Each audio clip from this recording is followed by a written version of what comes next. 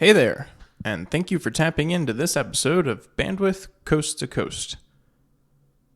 This one was particularly a delight for me, not only for the company I had for the conversation, but also that I was able to record it in person, a luxury I rarely have for this show. Having moved back to the Midwest, I was able to take my guests up on an offer to visit them when they're teaching at Notre Dame, and take some time to spend an afternoon chatting with someone who happens to be one of the best historians of our day. And we would probably have to go back to Will Durant before finding another historian with quite the breadth and depth of history as him. This, for the uninitiated, is the second appearance on the show for Professor Felipe Fernandez-Armesto, the author of wildly popular books such as Civilizations and Millennium, both of which cover nearly the entire span of human history. Two other of his books, which rank among my favorites, are Amerigo, about the man who gave his name to America, and Humankind, a brief story of us. There's also a book I'm dying to find on an audiobook titled Out of Our Minds, What We Think and How We Came to Think It. He also has an upcoming book on Magellan. And as I mentioned in the last episode number 8, he has an unbelievable amount of books he's written. And I'm not just saying this because he's been so kind as to take up time to talk with me, but his writing is delightfully enlightening as well as it is entertainingly written. Take Humankind, for example, which I read aloud a few portions of it during this conversation. It's a short read, but it's so dense with information about how much we take for granted what we now pass off as, quote, human nature, or even, quote, humane.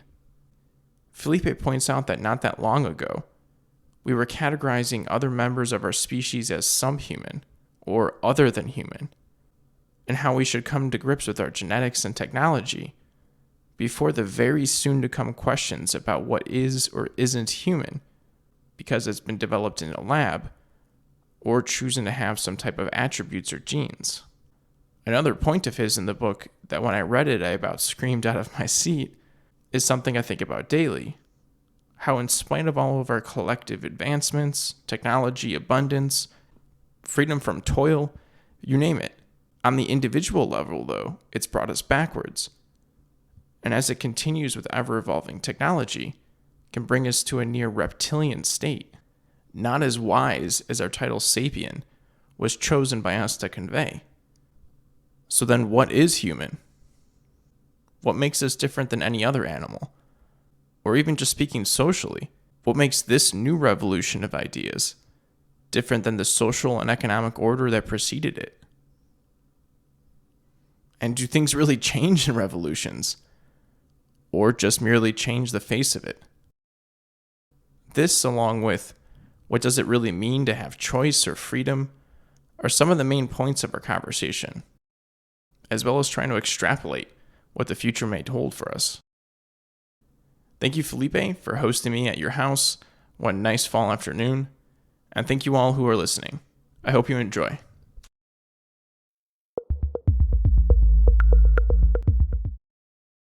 Real quick before the episode begins, if you like what you hear, please tap that follow or subscribe button. You also can find this episode, all episodes in the series, or check out our Daily Minute podcast by visiting us at bandwidth.productions.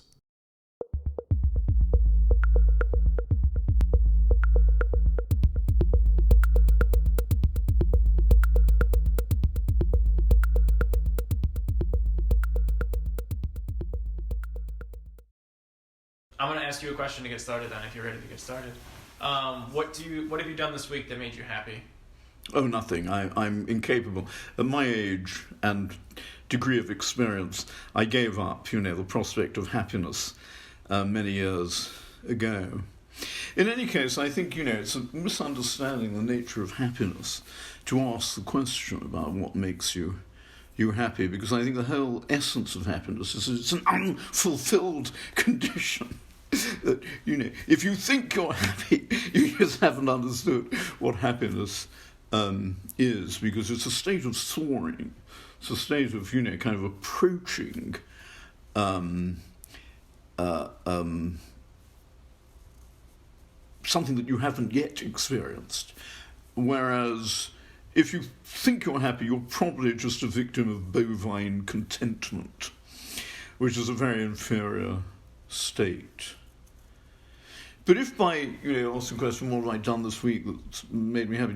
If you mean, what have I done that hasn't actively made me miserable, it would be my classes, because we're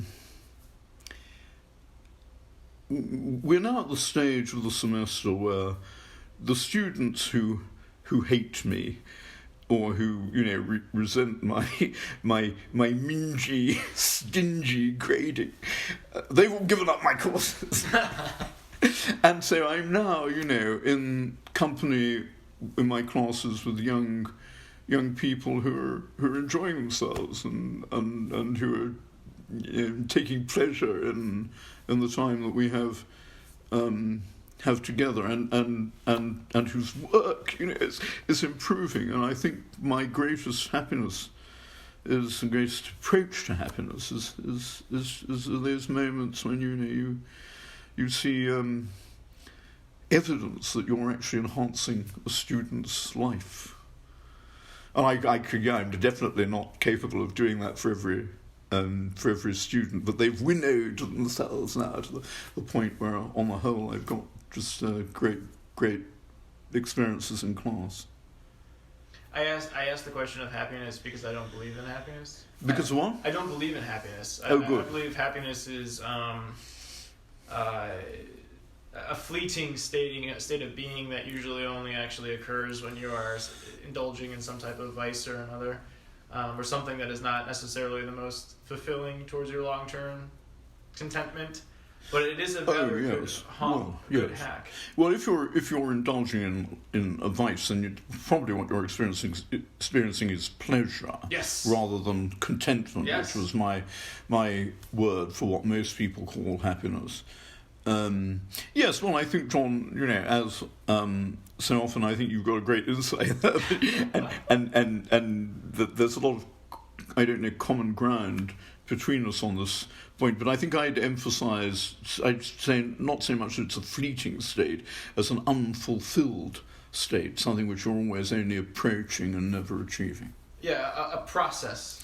It's a practice almost to try to achieve it, because I think one of the great insights from Siddhartha or Buddha or whomever you want to say is that life and existence is suffering, and we must try to find a way to transcend it. And in order to do that, it must be a practice. It can't be something that is of a stasis. There is no stasis. It's a running stream.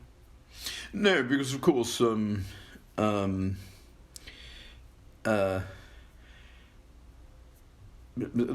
irony is that if you were to achieve it, it would cease to be happiness, yes, because there'd be something beyond it that you would still be reaching for. Of course, in Spanish, the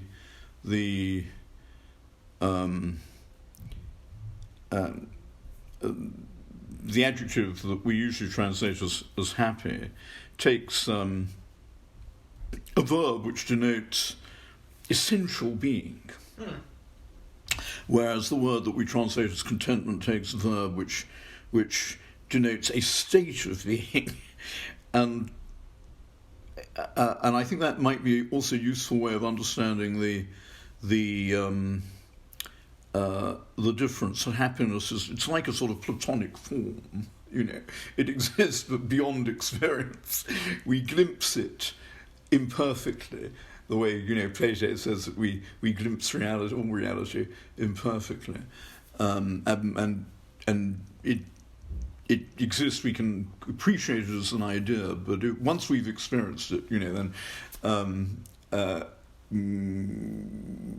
well, we must be deluding ourselves. Yeah. Just as we can't experience, eternity or nothing. I guess, well, that goes back to the conversation we had last time we talked, doesn't it? Yes. Yeah. Yeah, that's interesting.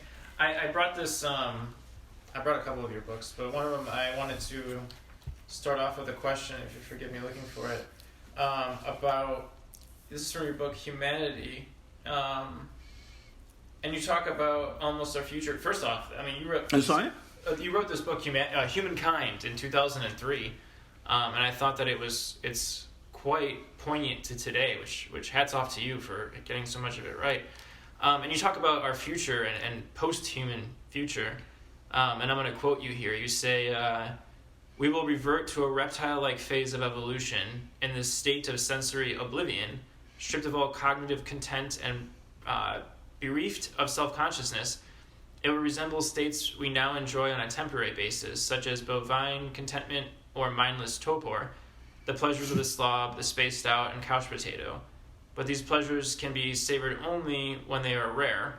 By incessantly stimulating neural connections into the constrained configurations," Greenfield writes, "the new technology might be jeopardizing the very existence of human nature permanently."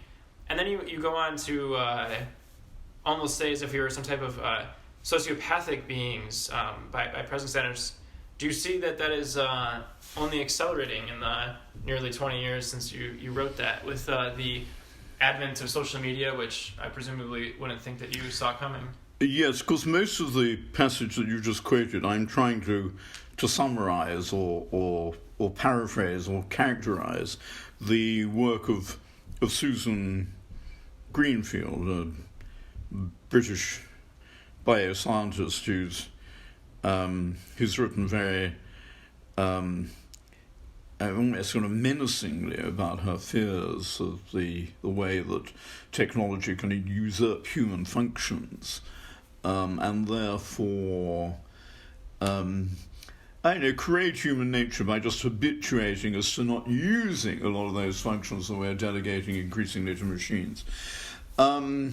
Yes, I suppose I certainly share those anxieties, and I guess I do see them,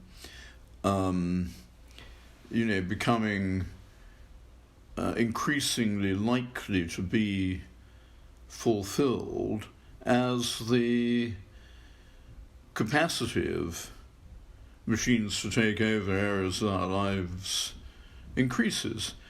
And I suppose that these fears really take two forms. One is that we lose the use of faculties that are really essential to our progress as individuals, to our growth, to our maturation, to our progress towards wisdom. And the most obvious of these is clearly memory. In fact, almost all intellectual disciplines, it seems to me, are weakened by very efficient information technology. I've spent a lot of time recently worrying about why my students are often so casual about their homework. For example, one can give them a passage to read. It might be quite a difficult passage with a lot of stuff really that they need to look up in order to understand it. It may have unfamiliar terms or very rare words or very hierophantic language. In order to understand the passage, therefore, they've really got to look up what all these things mean. And they kind of don't do it. In spite of the fact that it's so easy now, because you can Google anything and you can get a vast amount of data on it, and with a little bit of critical intelligence, you can sift that data with amazing speed. Whereas when I was their age, and I'm going to sound like a real old fart now, because I'm saying it wasn't like this in my day, but it wasn't. When I was their age, it was so difficult to do this. You had to go to the library, and you had to get down a bunch of reference books, and it all took a tremendous amount of time. And then when you wanted to write up the results, you had to go and get your typewriter, and if you made a mistake, you would have to correct it with this sort of latex substance that you brushed onto the paper. It's so much more difficult than it is now when you're just sitting at a computer with a cup of coffee at your elbow. And I just think that the very simplicity of the the workload, and it just makes people much more casual about it. They're not taking because they're not taking the trouble. They're not valuing the results. So I think that's one of the ways in which technology threatens, the range of human capacities by just, dehabituating us to using them.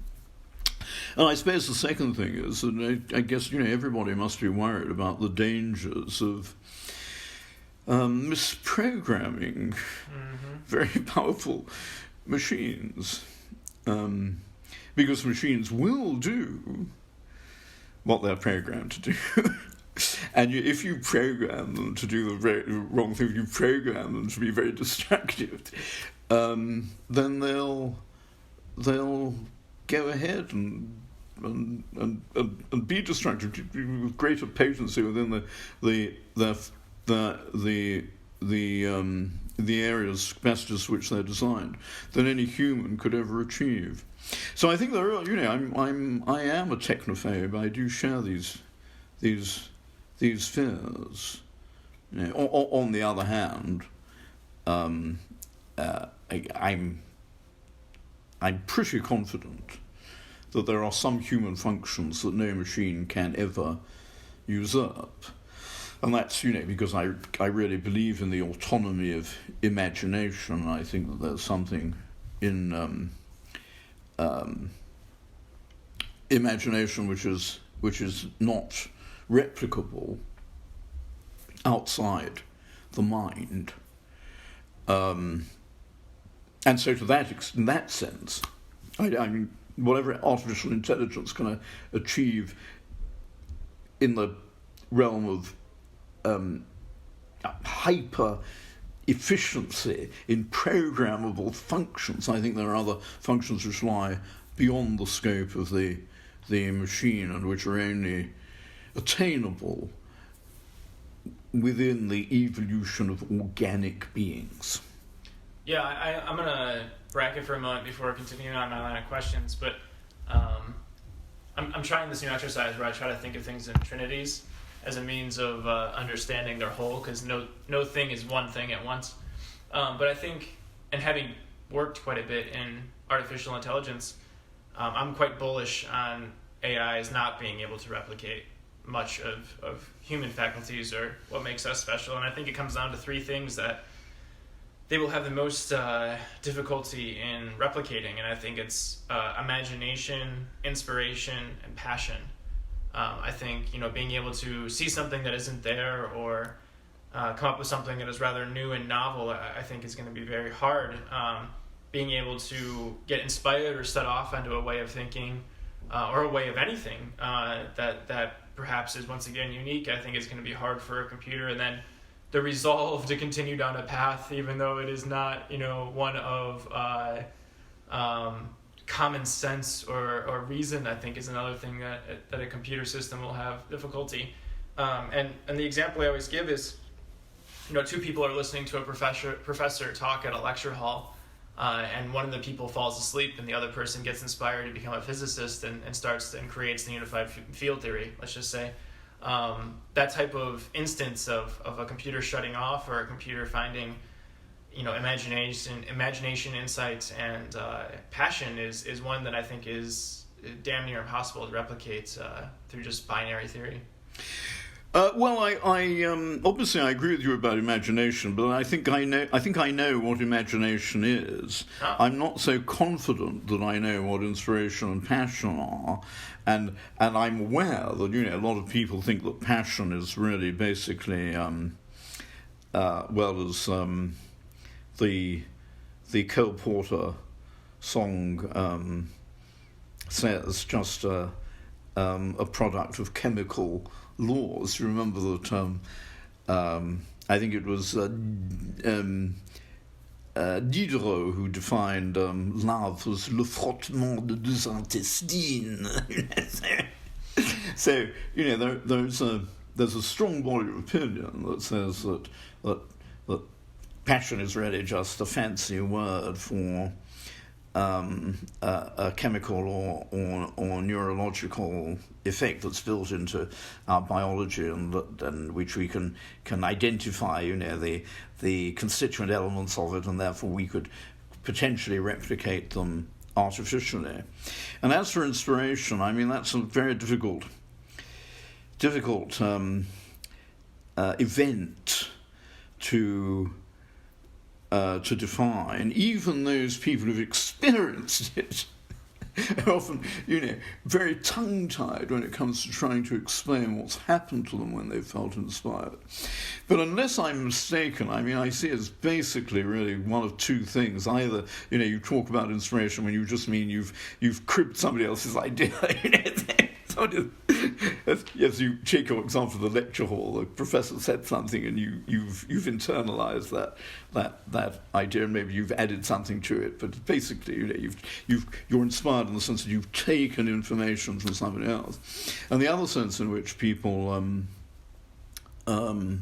seem to, and that's obviously well within the scope of a machine. That's what machines are doing all the time. They're absorbing data. And the other sense in which people talk about inspiration is when there's a completely fortuitous link between something that's happened to them at one moment and something that's happened to them at another moment, and they see these two things as connected. Well, if they really are connected, then the connection could be one that is replicable mechanically. And if they're not connected, then it's not really inspiration. They're really kind of misusing the word. So I'm slightly doubtful, I guess. I think I need to think more about the role of inspiration and passion here. But the reason why I absolutely agree with you about imagination, why I think imagination is not mechanically replicable, is that I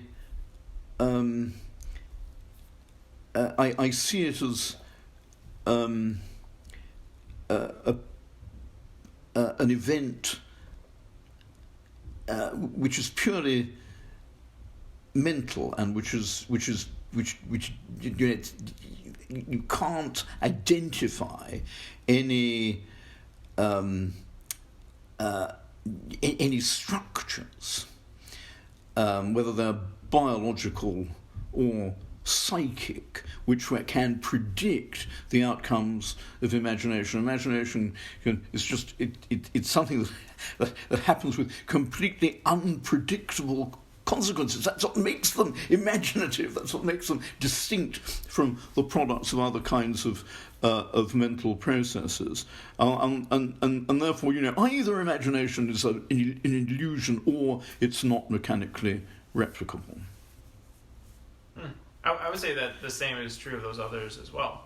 I think the same is true of passion or of inspiration as well. I think that they're just as nebulously defined as well as controlled. Well, but then you're using them as synonyms for imagination. Essentially, yeah. I think that they're the different results. So imagination, I would say, is the conjuring, and inspiration is the spark, and passion is the perpetual nature of it.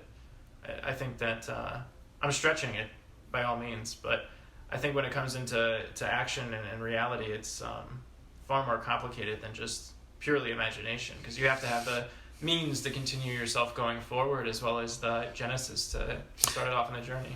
Well, I suppose passion is it's a word for a type of commitment, perhaps, yes. Isn't it? Yes. Which doesn't necessarily involve any thinking or precisely.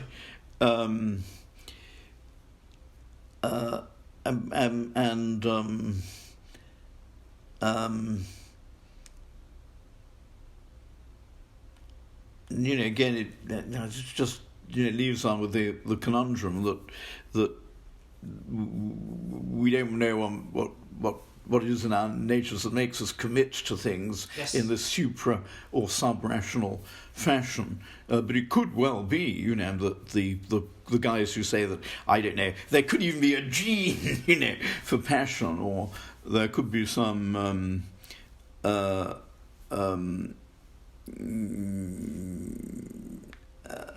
some physical way of accounting for it. And, we could maybe build whatever it is that causes us to be passionate in the way that we can, build an artificial limb or a hearing aid, which is obviously what I need to conduct this interview. Would you like me to sit over there, by the way? Sorry? Would you like me to sit over there? I think it might be. Yeah, I'll move over. My old ears are not functioning. Oh, that's quite all right. And some idea with inspiration, it's I don't want to disagree with you, and I'm just trying to explain why I hesitate over passion and inspiration. But if by inspiration we mean X leading to Y, then if we can trace the connections, we can in principle reproduce them. Yes. And the fact that Y may be, one of a range of possible things, it's still different from the products of imagination, which are necessarily more various than those of inspiration in the strict sense of the word, because with inspiration, you've always got a starting point for it. So you've always got a path through which you can trace the possible connections, whereas with imagination, there may be no starting point. The idea that the picture that you're imagining, the music, the world that you're imagining, you may have no starting point even in your existing experience. That's interesting. But wouldn't you say that there almost always is? I mean, Copernicus, in a lot of ways, when he said that the sun was the center of the solar system, was picking up Ptolemaic ideas and so yes, forth. absolutely. When I say that imagination is autonomous, I don't mean that it is necessarily always unconnected with any other function. I mean, there may be such additional stimuli to the imagination.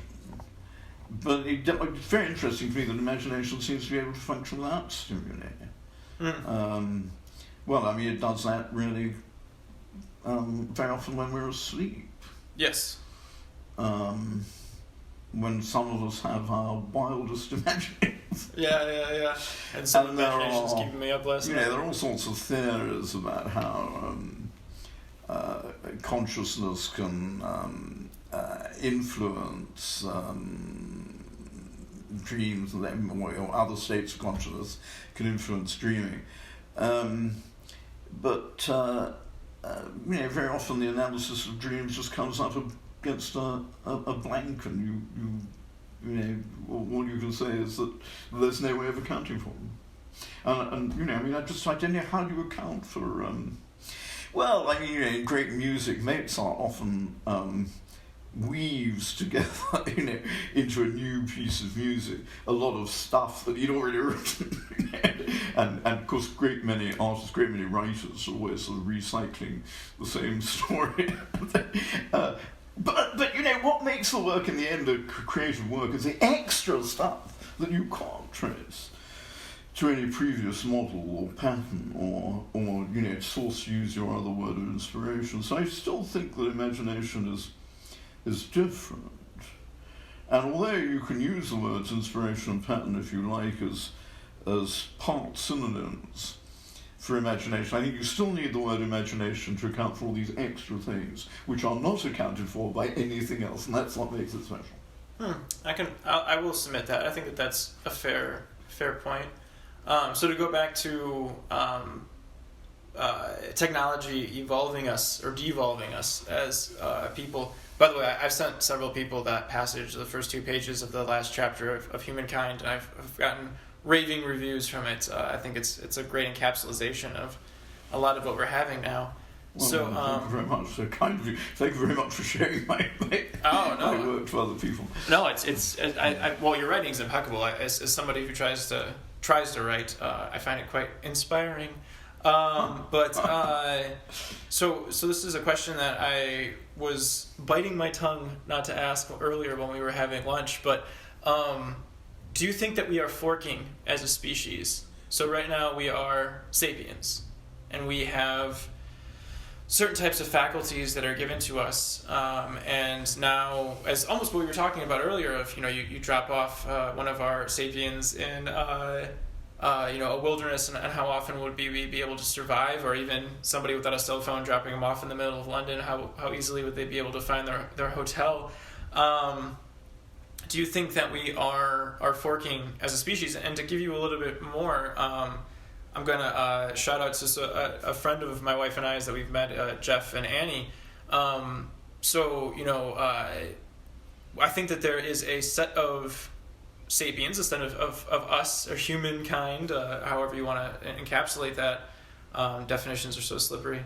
That are going down this technological route of almost like that movie WALL-E, where the screens are giving us everything, and we're almost going to this...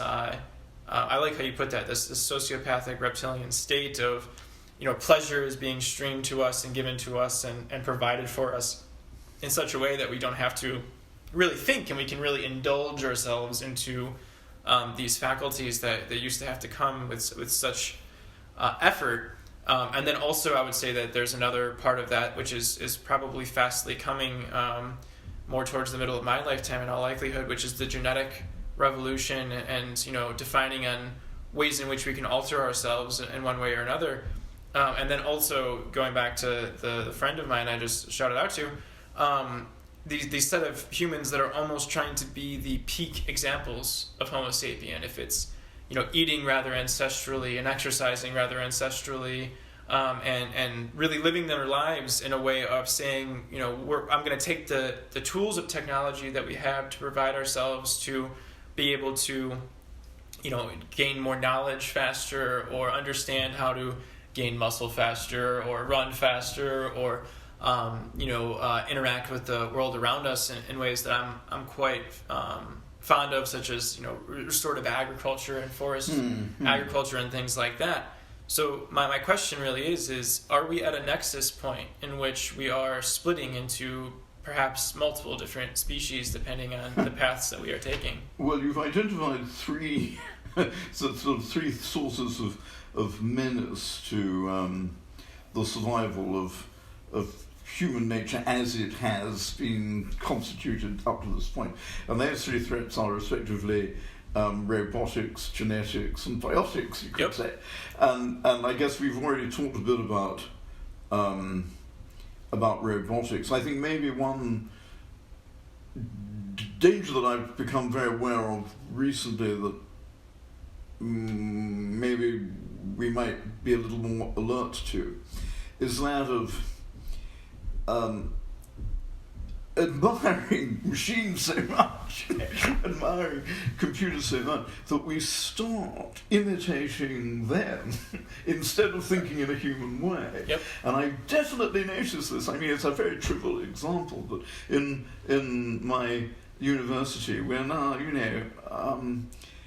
beset by multiple questionnaires from the administration. As if you can reduce everything to these very simple formulaic algorithms. And of course life isn't like that. And I recently had the experience of writing back to the part of the university bureaucracy responsible for one of these questionnaires, saying that much as I appreciated their efforts, I couldn't deal with the questionnaire, and I was afraid that I would get into trouble, because it was a questionnaire about, quite an important matter that relates to, one of the critical needs that we face in the academic world of responding to, the call to be more welcoming to. And more inclusive of a diverse range of students and colleagues and collaborators, and I'm very much in favour of that. But you can't reduce it, to this very simple questionnaire. So I was slightly afraid that I might get into trouble for appearing to dodge, this really important matter. But no, I got a message back from the part of the university administration that was responsible, saying, thank you very much. You're now listed as having completed.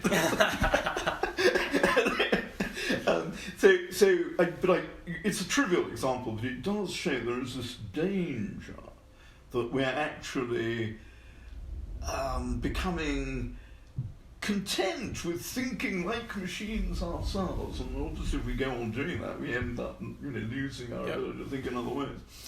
As far as the sort of second thing, the genetics is concerned, I am very worried about this because, the history of technology does show that there's never been a technology that hasn't been applied.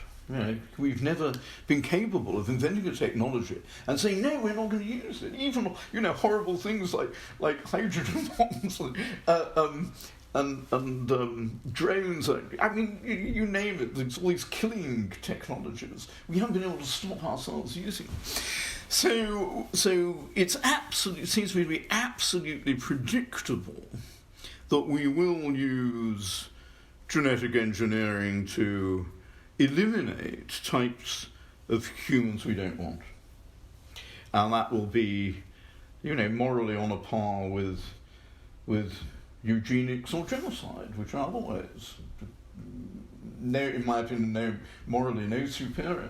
Your point in Humankind is rather compelling on this point, I must say. Well, it's kind of you to say it. I find it compelling because I'm really worried about it. I don't trust, my fellow human beings not to abuse this technology. It's like, say, if they refrain from doing so, it would be slap against the all the historical precedents, and alas, we've got no way of predicting what's going to happen to the future other than by looking at the past and expecting the same again, because that's been the pattern so far.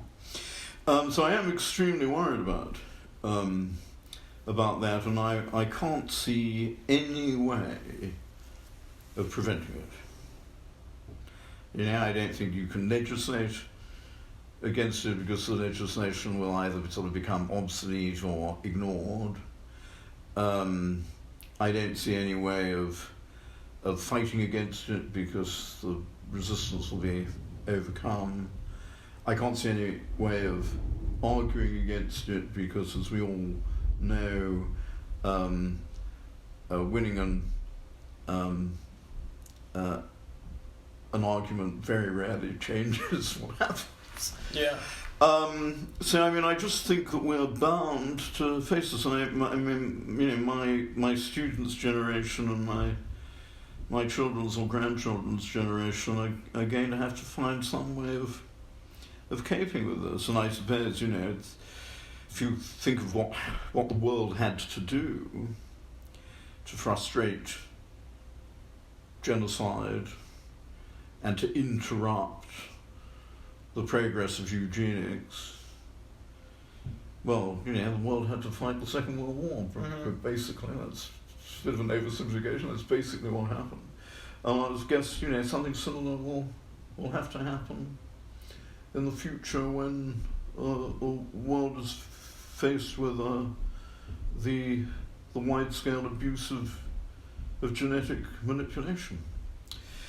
And I suppose the third thing, the biotics, I do think this is really interesting. You rightly point out that there are people now whose idea of what it is to be an achieving human is to be like a sort of caveman. I'm very fat and feeble, and I've never thought that I was my body. I've always hoped I wasn't, because it's such a revolting body. I'm amazed, that in a world where the opportunities for intellectual enhancement of intellectual life, for the accumulation of knowledge, for the exchange of ideas with other people, all these opportunities are greater in our world than any previous generation has ever experienced. And yet, most of my fellow human beings are not interested in them at all. They're much more interested in looking good, physically. And I think that's a terrible worry as well, because, again, if that's going to be people's priority, well, just beware of what you wish for. Because to look well and think badly is the worst possible combination. Yeah. It's the prerogative of the harlot. Yeah. Well, and I think to your own point, and tying it back to the technological, I think more often than not, there is a crop of people that only care about looking good through the looking glass. And by that I mean looking good through media or through technology. So maybe their appearance is one way, but they put a filter or some type of artificial intelligence augmentation that all of a sudden makes them look a different way. And, through the world out to that looks out on their social media profile or whatnot, they look one way, but in reality, they look a quite different way. Yes, how right you are. Shakespeare said reputation is a bubble, and bubbles always burst. Mm-hmm. And I can't think of, you're all talking about happiness. I'm like you, I don't really believe in happiness, but I certainly believe in unhappiness. Yes. And I think a short way to it is to overinvest in what other people think of you. Yeah. And of course there are people who are nothing more, really, than their images. And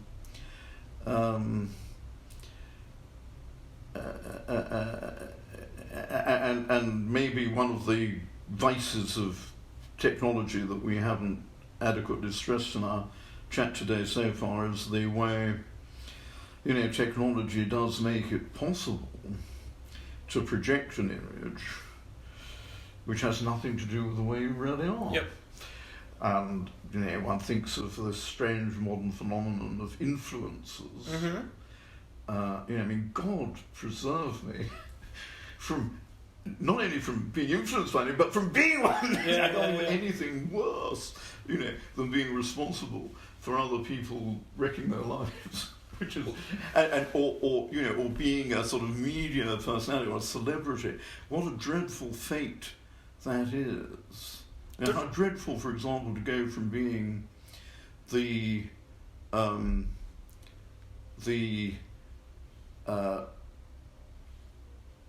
son of the Prince of Wales to being the Duke of Sussex. That's a terrible, terrible trajectory from being in a very privileged position in which you actually might be able to do a bit of good for the world to being, a tagline on the Oprah Winfrey show. I agree with that. I think though celebrity is a feature of our evolution, if you want to use that way.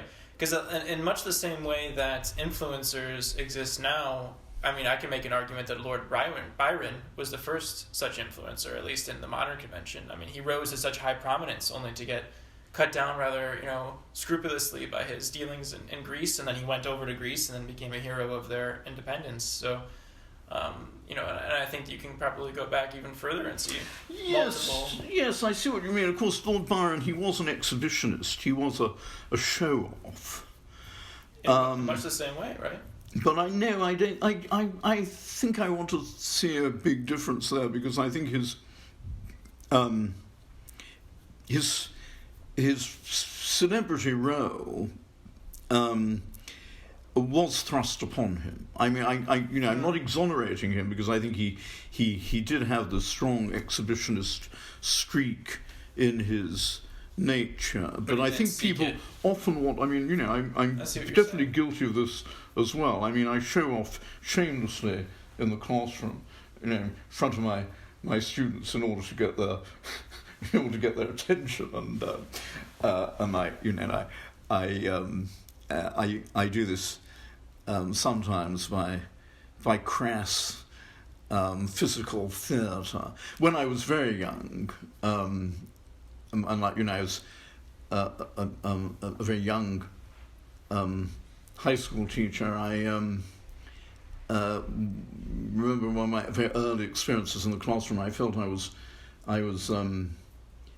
losing the attention of the class, so I climbed up on the desks and walked around the classroom delivering my class as I strolled around on and that really got people's attention. So sometimes, and I think one part of his exhibitionism was kind of that sort, that he did contrive, to get people's attention because he had something that he wanted to say. And I think that's the difference. He wasn't attracting the attention for its own sake. And of course what really made him a celebrity wasn't the effectiveness of his own self-publicism, it was the way people responded to his personality and his unconventionality and his unwillingness to behave according to the conventions of his day. And those were all perfectly honourable forms of misbehaviour. And I think that's quite different from just setting out to be conspicuous without having any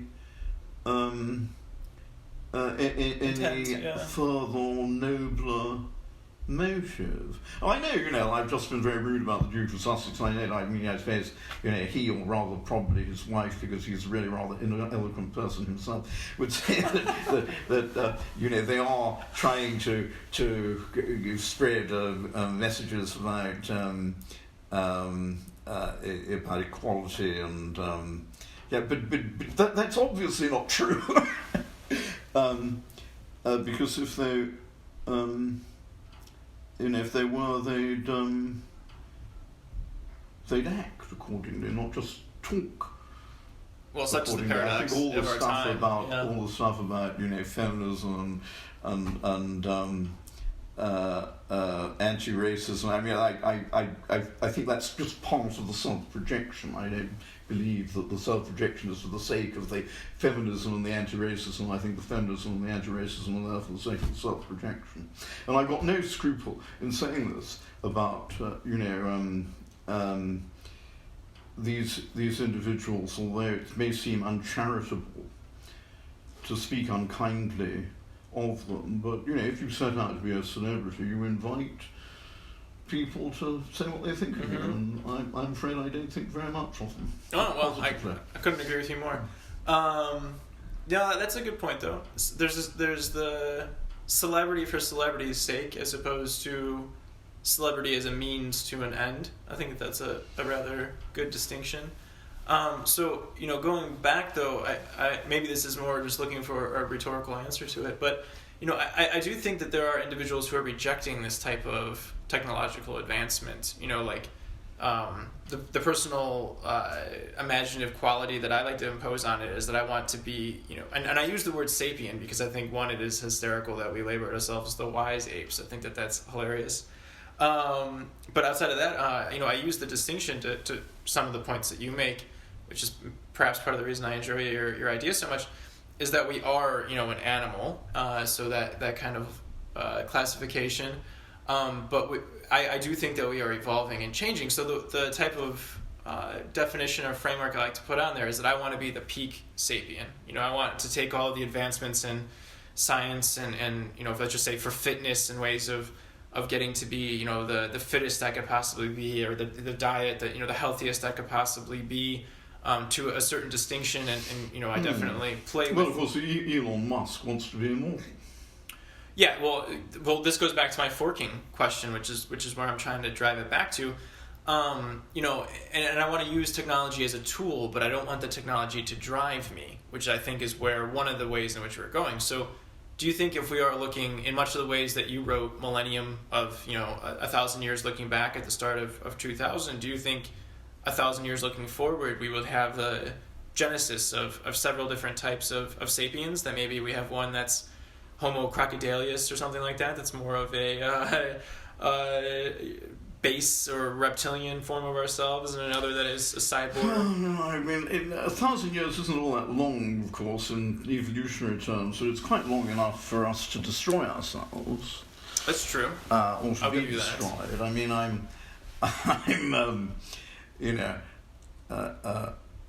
I wouldn't put any money on this question still being valid in 1,000 years' time. We can even add an order of magnitude to it. Species could easily have have vanished by then. I mean, we've only been around for a couple of 100,000 years, so we're a very, very short-lived species. But if you look at the rate of change we've experienced in that 200,000 years, it's more, than the dinosaurs in all millions and millions of years went through. So our extinction may be more, like that of a microbe in evolutionary terms. We could easily vanish, even in as little as 1,000 more years. And when you look at all the stuff we're doing at the moment to contribute to our own destruction, both, in the ecological sphere and in our capacity for war, and our recklessness with technologies that could subvert our humanity. I mean, in all of these respects, I don't see a lot of reason to hope for a very long continuation of us. Oh man, you are strangely on the same wavelength. I worry about that. We don't have the means to handle the technologies we've been given. Okay, so myself, I'm 31, right? I don't have the means to be able to handle the technologies that were given me, let alone the ones we are contriving now. Well, that's an very interesting observation, and how impressive that, in spite of your youth, you've sort of cracked this this puzzle. Again, this is a bit of a crude oversimplification, but basically, the way we've coped with the problems that we've created for ourselves by inventing successive technologies with unforeseen consequences is that we've invented other technologies to cope with the unforeseen consequences, which in turn have had unforeseen consequences of their own. So we're like, the woman who swallowed a spider to catch a fly. Yes. And eventually, we'll swallow the horse and we'll be dead, of course. Right. It's possible that this process of generating the more unintended consequences may be endless, but common sense suggests that the reverse is true, and that eventually, if you keep throwing up unintended consequences, you will eventually throw up unintended consequences that you don't have a means of capping.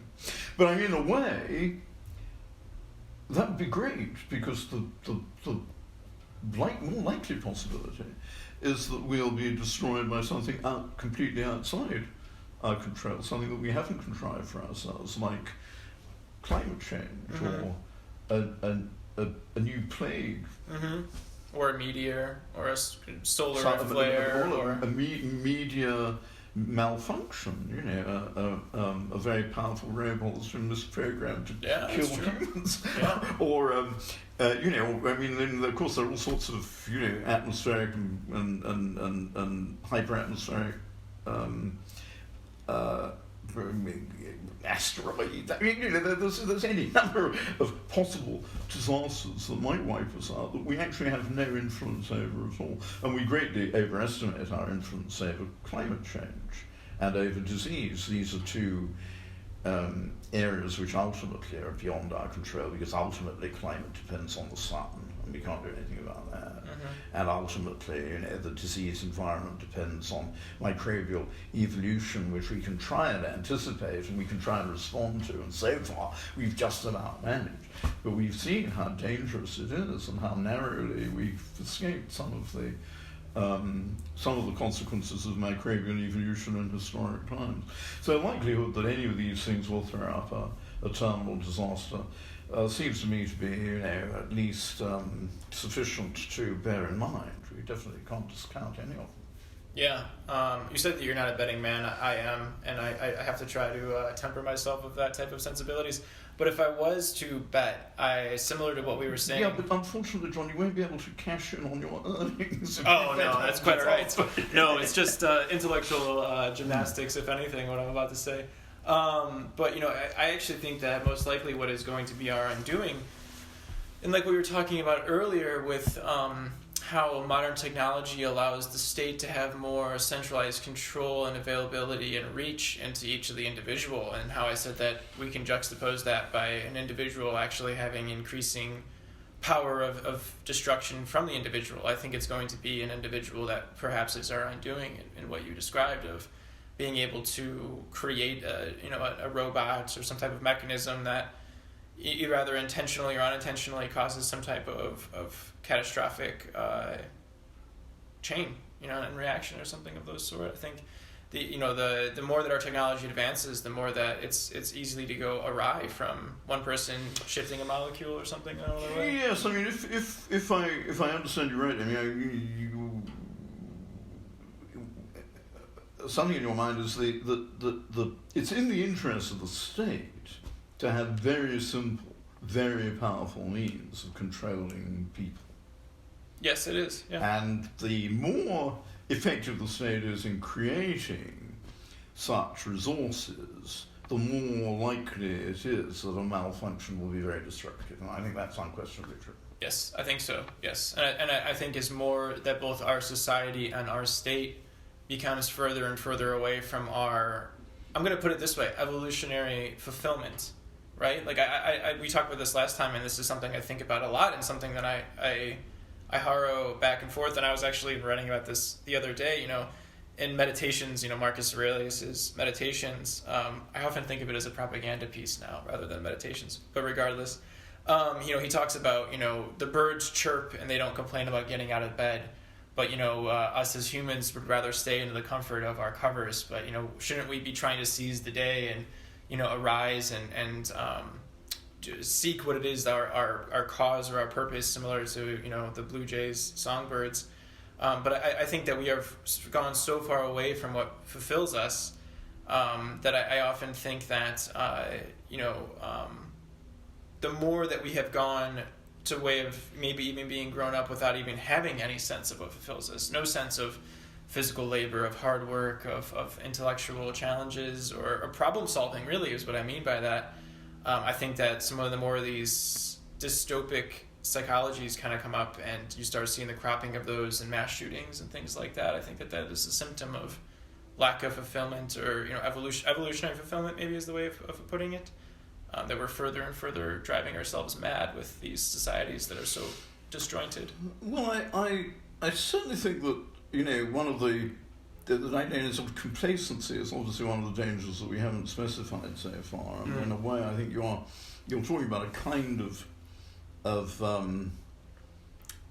complacency. The idea that leisure, the purpose of leisure, which Aristotle thought the purpose of leisure was to give you space and time for creativity, for energy, for actually doing things. That the whole point of leisure was to create a space for activity.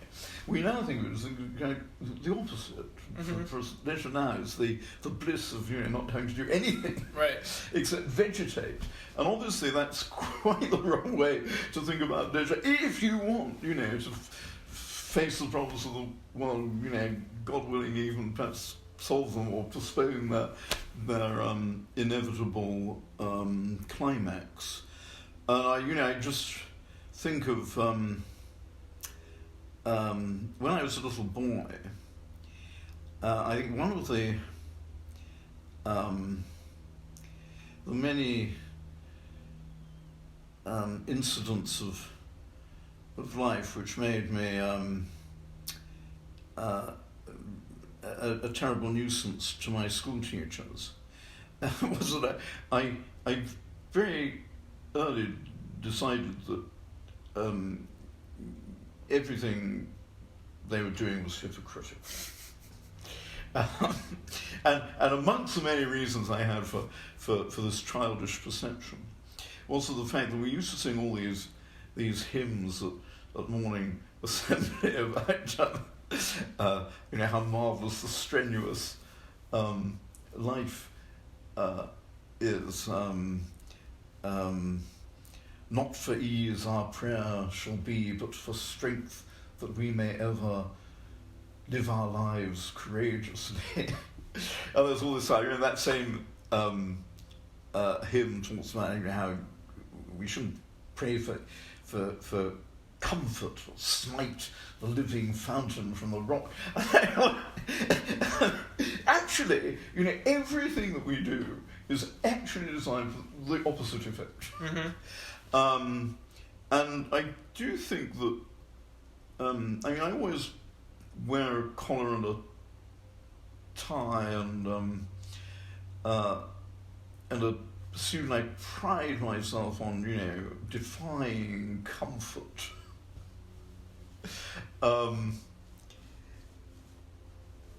When I went to Rome to give a lecture at the Pontifical Academy, I stayed in the Dome of Sancte Marte, which is where the Pope now lives.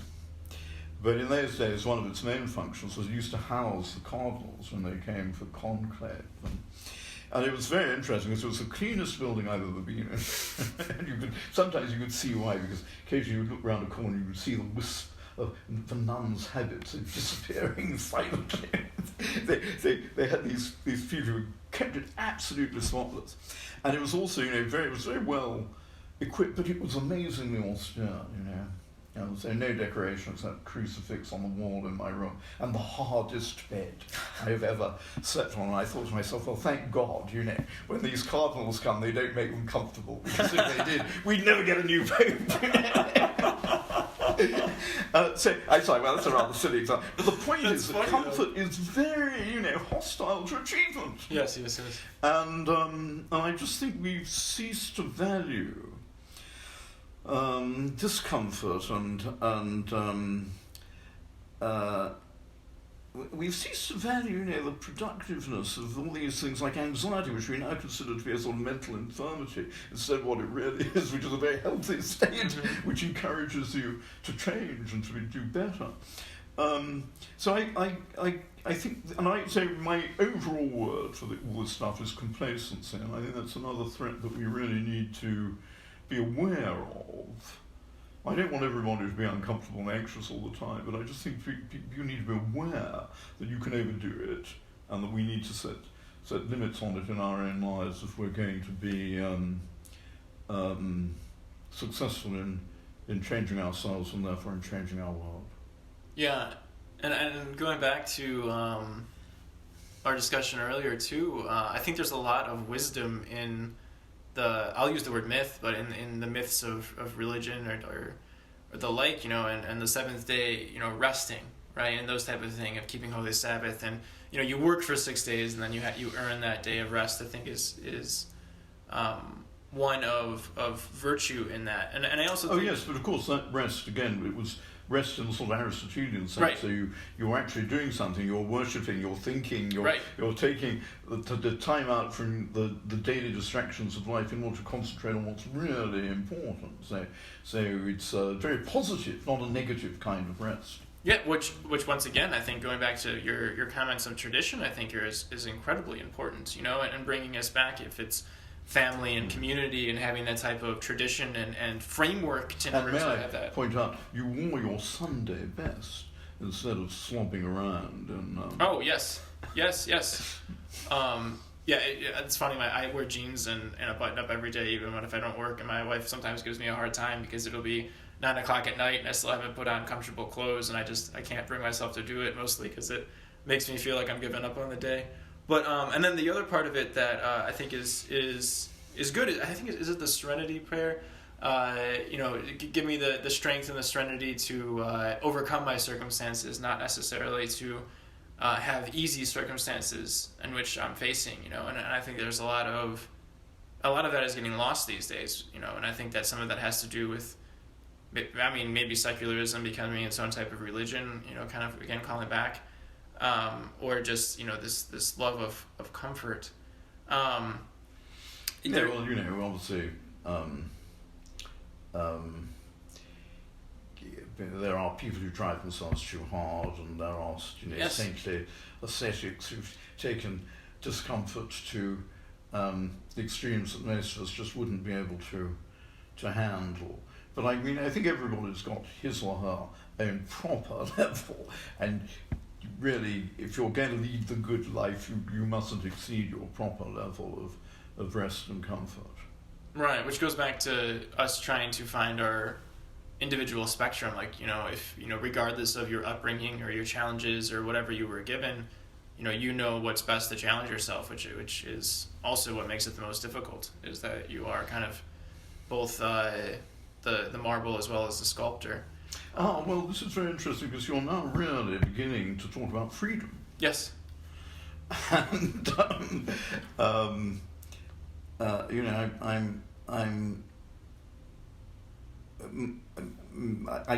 I've always welcomed sources of discipline, but I think I value them as aids to freedom. So freedom is always going to be the highest aspiration, the highest good. Mm-hmm. If you don't do what you do because you do it freely, then there's no merit in it. I like that. Well, I think freedom is definitely a paradox. That's for sure. Have you ever heard of Heather Heying or Brett Weinstein? No. Oh, they wrote a book, The Evolution. I haven't read it yet. It's on my list, and I wanted to just posit it to you to investigate. It's The Hunter-Gatherer's Guide to the 21st Century. They're both evolutionary biologists, and they have this new book they came out with, which is essentially how do you understand our base evolutionary impulses, and how can you best use them to navigate the world in which we live in, which is a lot of what you were just saying about how anxiety is a rather useful input, or the thoughts that I have of trying to be the best that I can be, right? Well, I guess I ought to read the books. It sounds as though I'd be very sympathetic to it. I mean, I think there is always a danger that a lot of people who look back to the hunter-gatherer past mythologize it as a sort of golden age. I mean, particularly in a political sense, it becomes a sort of Rousseauan age of primitive innocence, of sublime pre-state, even sort of pre-social freedom and equality, which I don't think it ever was. But I've always thought that societies that are faithful to this tradition, that have remained foraging societies on the whole of the rest of the world, has turned to these very costly ways of life that are based on continually introducing new technologies and producing vast amounts of stuff that we don't really need. I always thought that the guys who've stuck with the foraging life are really the clever ones, and that we should regard them as more successful because they've lasted for such a long time. They've maintained this way of life with relatively little sacrifice of their traditions, and that's what they wanted to do. They've been very successful in delivering their objectives, whereas the rest of us haven't. We've continually had to give up on one set of objectives and embrace another one in order to keep going. So there's definitely a sense in which I share these authors' use of the hunter-gatherer past as a sort of model or pattern of life. But I'm also very alert to the danger of romanticizing it, which is folly, because then you're using as your model and your pattern something which is false. Yeah, I'll send you the information. I have the book on my queue to read. I'm interested in it for a lot of the ways that you talk about. One thing to say, though, that I think is interesting is how the hunter-gatherer past probably, in all likelihood, had more times of leisure and less stress than we have now, mostly because of the trappings of our reality, I guess, that we've built up around us, which I think is interesting. Yes, of course, most people don't realise that Paleolithic people, Ice Age people, had more leisure. Yes, yeah. Because they lived in a world of such abundance that they were able to get all the calories they needed. According to the computations of Marshall Salins and Louis Binford back in the 60s and 70s, they sort of did the math and they worked out that pretty much you could get everything you needed in 2 days of work. Which we now have well, many people are working 7 days a week. Yeah, well, and something that I, once again, thinking about trying to be the peak sapient, is I bet that there are ways in which we can bring that back in a lot of ways. I think if we try to use less chemical agriculture and more, what they call, like, there's this guy, Mark Shepard, who's a great job of it. He calls it restoration agriculture. Other people call it regenerative agriculture. Other people call it forest agriculture, of essentially creating an ecosystem that perpetuates itself. And then we just know when to come in and move things along. If it's grazing cattle or grazing pigs or picking up acorns or, whatnot. I think that we could do that. But then again... Yes, but I hesitate, to trigger this nirvana, because I think that there's no point in increasing leisure unless people have got something good to do with it. And at the moment, I think that most leisure gets abused. People abuse it for activities that do them no good. Okay, well, all right, so I'll bring it... Do the world no good. Yeah. And I'll bring it back to this, which is probably why I appreciated your lecture series on ideas so much, is the Victor Hugo quote, what is more powerful than all of the armies in the world stacked on top of each other, and that's an idea whose time has come. I always juxtapose it with saying, what's the second most powerful thing, and it's an idea whose time has yet to pass. So I think that, what I am trying to say, and this is sparking a new idea of thinking about things, because I think one of the fascinating things in tech, I'm in tech, I make my living in tech, I've done everything from artificial intelligence, like pretty much any permutation of tech you can think of, and something I find so absolutely maddening with the tech culture is how much they romanticize certain things. And one of them is some people for their leisure time go and work on a farm, right? And I think that's great. And the thing I think that's great about it is because, they're understanding what real work is, I suppose. And by real work, I mean physical work, right? Because I think is a lot of mental work, and it is incredibly difficult to stare at a computer screen and whatnot, and the puzzles you have to solve and all of that. But there's a deeper pleasure that one gets from working with our hands. And I think if we can somehow make that the idea who has come, I think that our leisure time might be more fulfilled, but also maybe perhaps it would be grazing through a field and picking up a bunch of acorns, and perhaps that is something that we find more leisure out of because we can take our time in doing it, but also it could be more fulfilling because of what it is bringing back and kind of an abundance therein. It is a romantic idea, I do understand that, but in some ways I think if we don't see some kind of romanticism to those type of things, I don't think they'll ever come. At the same time, I think they're absolutely necessary, because in one instance, rather flatly, I think if we continue going down chemical and monoculture agriculture, I think it's just going to continue to be our undoing. I suppose the most famous of my predecessors, if I can, if it's not immodest of me to put it like that, as a professor at the University of Notre Dame, was G.K. Chesterton. Oh, I'm a huge fan of G.K. Chesterton, actually. Well, so am I. I think I always recommend him to students of mine who have difficulty in writing fluently. I say, read a few pages of G.K. Chesterton and try to write something in imitation of his. Oh my gosh! Because no one had a better sense of the perfect word. He was able to just to choose the best word for whatever it was he wanted to say. Joseph Conrad also as well. I don't want to get distracted about Joseph Conrad, but of course he's a very interesting case because of course his native language wasn't English. Right. And therefore, I always think that in many ways it's an advantage to write not in your native language because it makes you much more careful. And it makes you think much more about your choice of words than you otherwise would. But Chesterton, of course, was writing in his native language, and he just had a almost divine gift for choosing.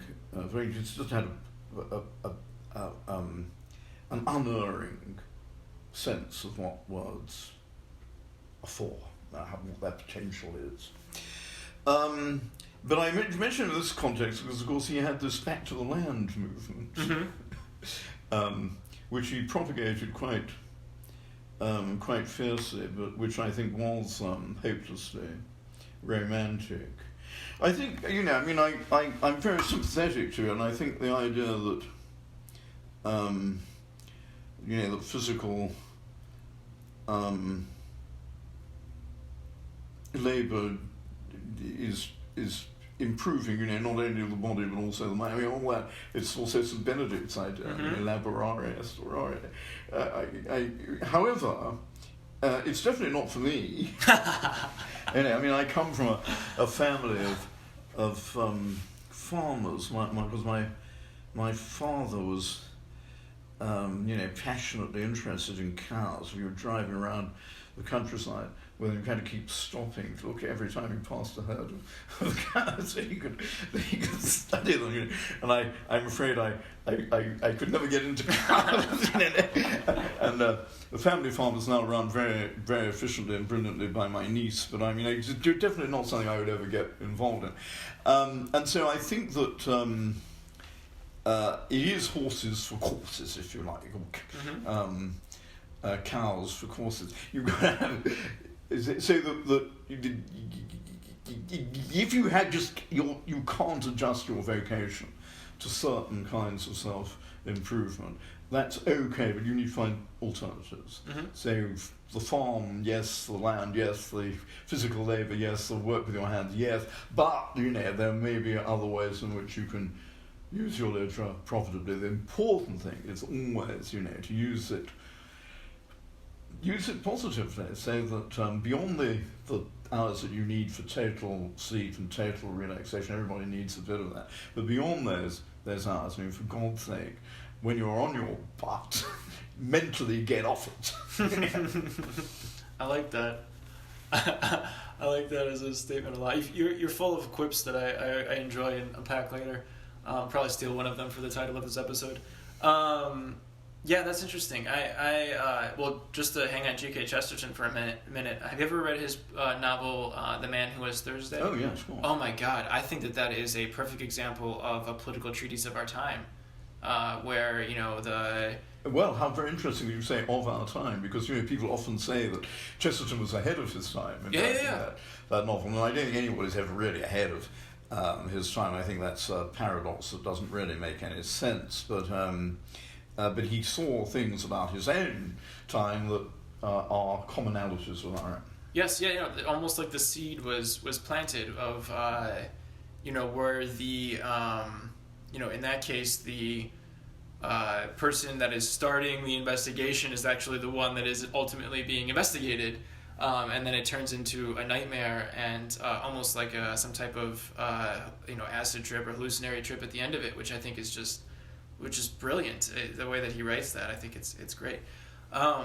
So I want to ask you something. So, we were talking before about my fascination with the Diluvian myths of, the different flood myths and whatnot, and having written Civilizations, which, by the way, Civilizations and Millennium and also Out of Our Minds, I am having a hell of a time finding an audiobook in the States, but I'm going to continue trying to do that. You're having a hard time doing what? Oh, finding an audiobook version of it in the States. If I was to be in UK, I could find it quite easily. But anyways, regardless, that was just an aside, because I'm dying to read them.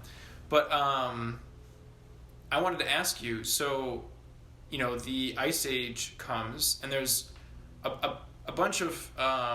controversial anomalies when it comes to mapping and things like that.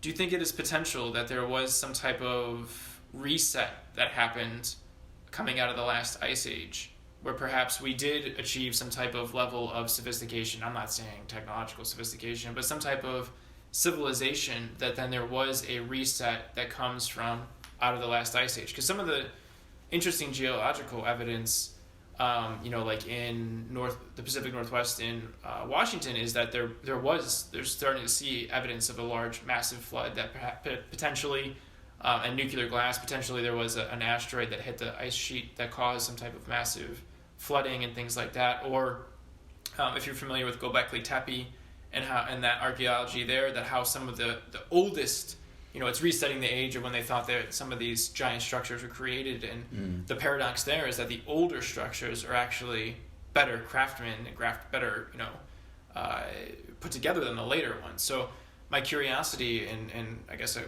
controversial subject that I wanted to ask is, do you think that perhaps we achieved something that was then reset coming out of the last ice age? Yes, I guess there are two questions here. First is really about what people. I mean, obviously we're talking globally here. Yes. So that we mustn't underestimate the diversity of ways of life in different parts of the world in the Ice Age. But still, there were more commonalities and more continuities than there are in culture across the world in more recent times. I think that's unquestionably the case. So maybe it's okay to generalise with a little bit more freedom about the Ice Age than it would be about more recent historical periods. So with that caveat, I would say the first question is what did people achieve in the Ice Age? Because when you talk about a reset, you're kind of assuming there's something to reset. And the second question is, was there a break in continuity? I don't think it's necessary to invoke asteroids or floods or whatever. I mean, the climate change is transformative of the environment, and so we've got a prima facie basis for asking a question about a reset in that sense. And so, on the first of those questions, I think it's very obvious that for most of the history of prehistoric scholarship and paleoarchaeology, we greatly underestimated what people did in the Ice Age. They built fantastic structures, they created fantastic food surpluses, they had all this leisure in which they created marvelous art. Picasso said that nobody had painted better since the Paleolithic wall painting artists. No one until him, and he included Raphael. He said they painted better than Raphael. That's interesting. I can see the influence now that you say that. I never heard that quote. That's interesting. I think we're perhaps a little bit like Lord Byron. Picasso was a bit of a show-off, but anyway, I love that though. There's a lot of truth in it. I mean, they were fantastic artists. They also did wonderful sculptures, but they were also politically very inventive. We've got increasing evidence of the diversity of political solutions that their societies adopt, in spite of the fact that there are many environmental similarities. You've got a lot of differences of culture developing, especially political culture. I think that they were very obviously masters of symbolic notation. We think of writing as something that was very late development amongst agrarian peoples. Well, it may be that writing in the sense that we understand it now was such a late development, but the evidence that there are symbolic meanings encoded and repeated in patterned ways in Paleolithic works that have survived seems to me incontrovertible. Obviously, they were very creative and imaginative in their thinking about worlds other than the one that we inhabit, spirit worlds, the ancestors, the dead, the gods. Again, there's the evidence is very sparse, but I think unmistakable that there was a lot of very impressive thinking going on. So yes, I absolutely don't jib at talking about Ice Age civilization, because although they didn't have formal civilization in the sense of having, ways of organising life that we now speak of as cities, they were able within the settlements and life units that they built to do everything that we think of as civilized behaviour. And then, obviously, we call it the Ice Age because it was cold. So what brings it to an end is climate change, the resumption or global warming because of climate change goes in waves or cycles or oscillations. So you've got warming periods followed by cooler ones, and at the moment we're in a very intense phase of a warming period. But really that warming period started about 20,000 years ago, and it's been going on with interruptions, but fairly brief interruptions or fluctuations ever since.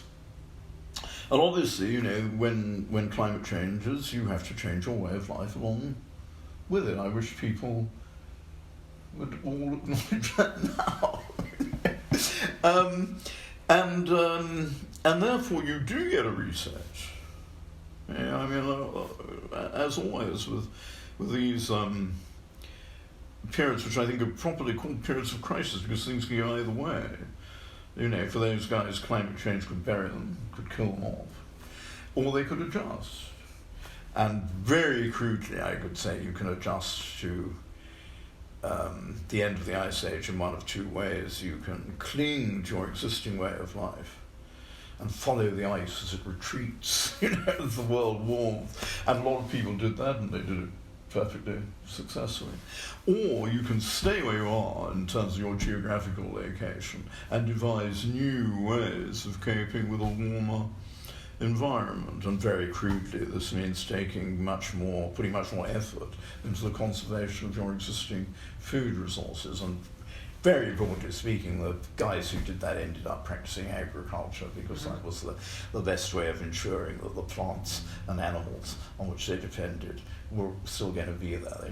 They just had to take a lot more care of them. So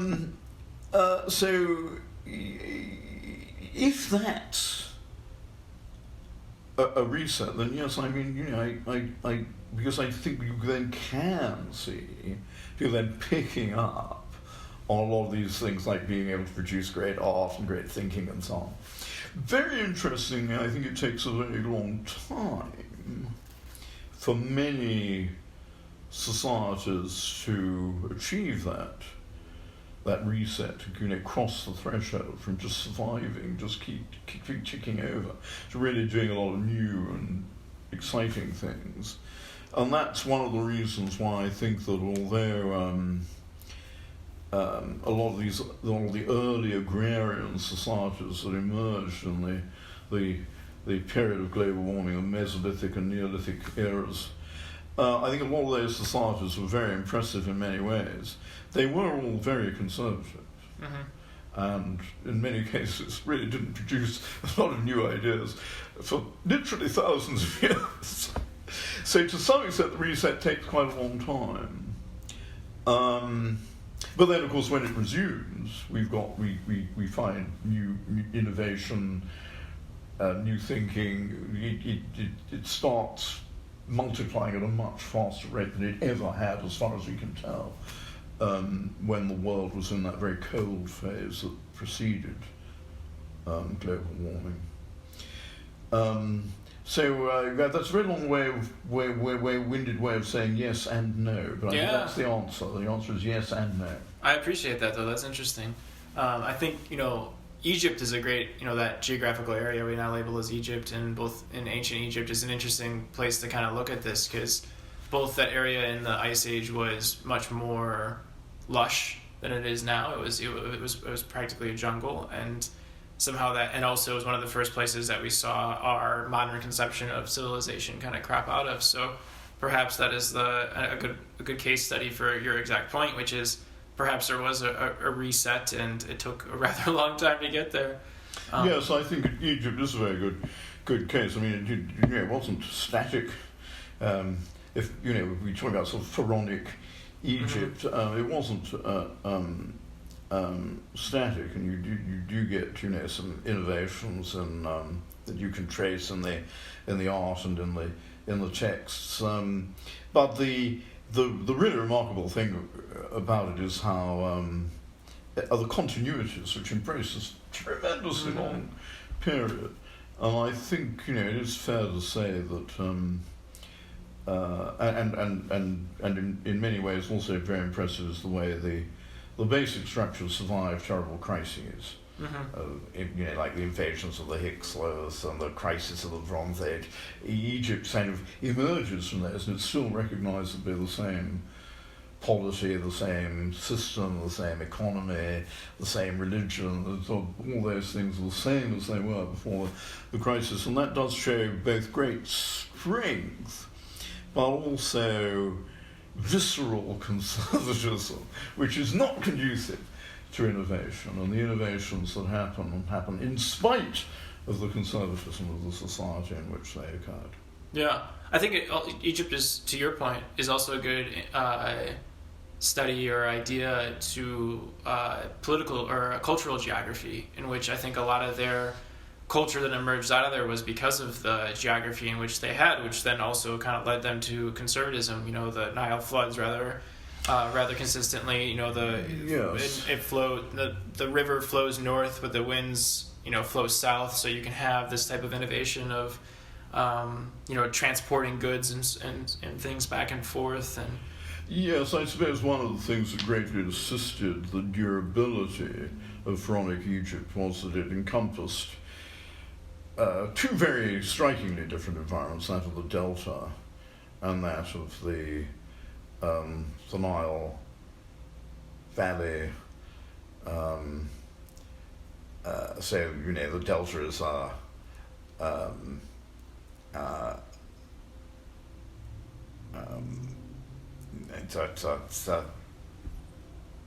it's a very moist environment, and the Nile Valley is a very arid environment. So you could get different kinds of products, these different ecologies provided complementary economies, complementary types of produce. And I think something very similar is accounts for the durability of China, which is obviously it's very different under the Han from the way it had been under the Shan or even the Zhao, but it is recognisably very strong recognisable continuities. And again, China had the advantage of encompassing two very diverse environments, the Yellow River and the Yangtze. One is very dry, one is very moist. They produce different types of food, different types of grains, millet in the north, rice in the south. So you've always got a fallback position. It takes both areas to be devastated by a blight before the civilization can be interrupted. And obviously these things are critically important and perhaps make the difference, because all the societies of this era are conservative, all the agrarian societies are conservative in similar ways, and some of them survive and some of them don't, and the difference probably between those that do and those that don't is that those that don't have a more fragile ecology. It's not that they lack the will to keep going. The will is, the conservatism is very strong, I think, in all all the societies, all the agrarian societies of the time. But there are a couple that have very privileged environments, and those are Egypt and China. That's interesting. Yeah, the Inca is also another interesting one as well because of the different... the Inca? Yeah, I would say... Well, we're talking about a very much later period. Oh, no, yeah, I know. Shorter, yes. Hegemony. 100%. But the Inca, absolutely, environment is critical to the success. The Inca are just one of a very long series of hegemonic societies in the Andean region, which for a very long time, probably from the first millennium BC onwards, all practiced a very similar basic strategy, which was to exploit the economic diversity of these very mountainous region in order to exchange products between different ecozones and therefore keep populations going and able to survive, especially in an unstable region which is very susceptible to the calamities caused by reversals of the El Niño phenomenon. So in those areas, you've got this very abrupt topography, in which you've got very precipitate mountains, and therefore you've got different environments as you climb the slopes of the mountains. You've also got different environments from side to side of a single valley according to the incidence of the rainfall and the sunshine. So in a relatively short space, you can grow lots and lots of different types of crops, and you can exchange them, and that's the basis really of all of these Andean empires. It remains really to some extent the basis of the last of these great Andean empires, which is the Spanish Empire. Yes. and really, one should consider them all together in order fully to understand them. Nevertheless, none of them is actually very long-lived. I mean, Right. the strategy is ever repeated, Right. but no single state keeps going for a very long time, and that's a big difference from Egypt and China. And I guess maybe, I mean, again, it would be crudely oversimplifying, but maybe one of the reasons why politics are much more unstable in the Andes than they are in Egypt or China is because managing that degree of complexity is much more difficult than managing the really binary nature of the environments in China and Egypt. Wow, that's an awfully thought-provoking point. It's making me think more about the political ecology as well. Oh, that's fascinating. I could see that.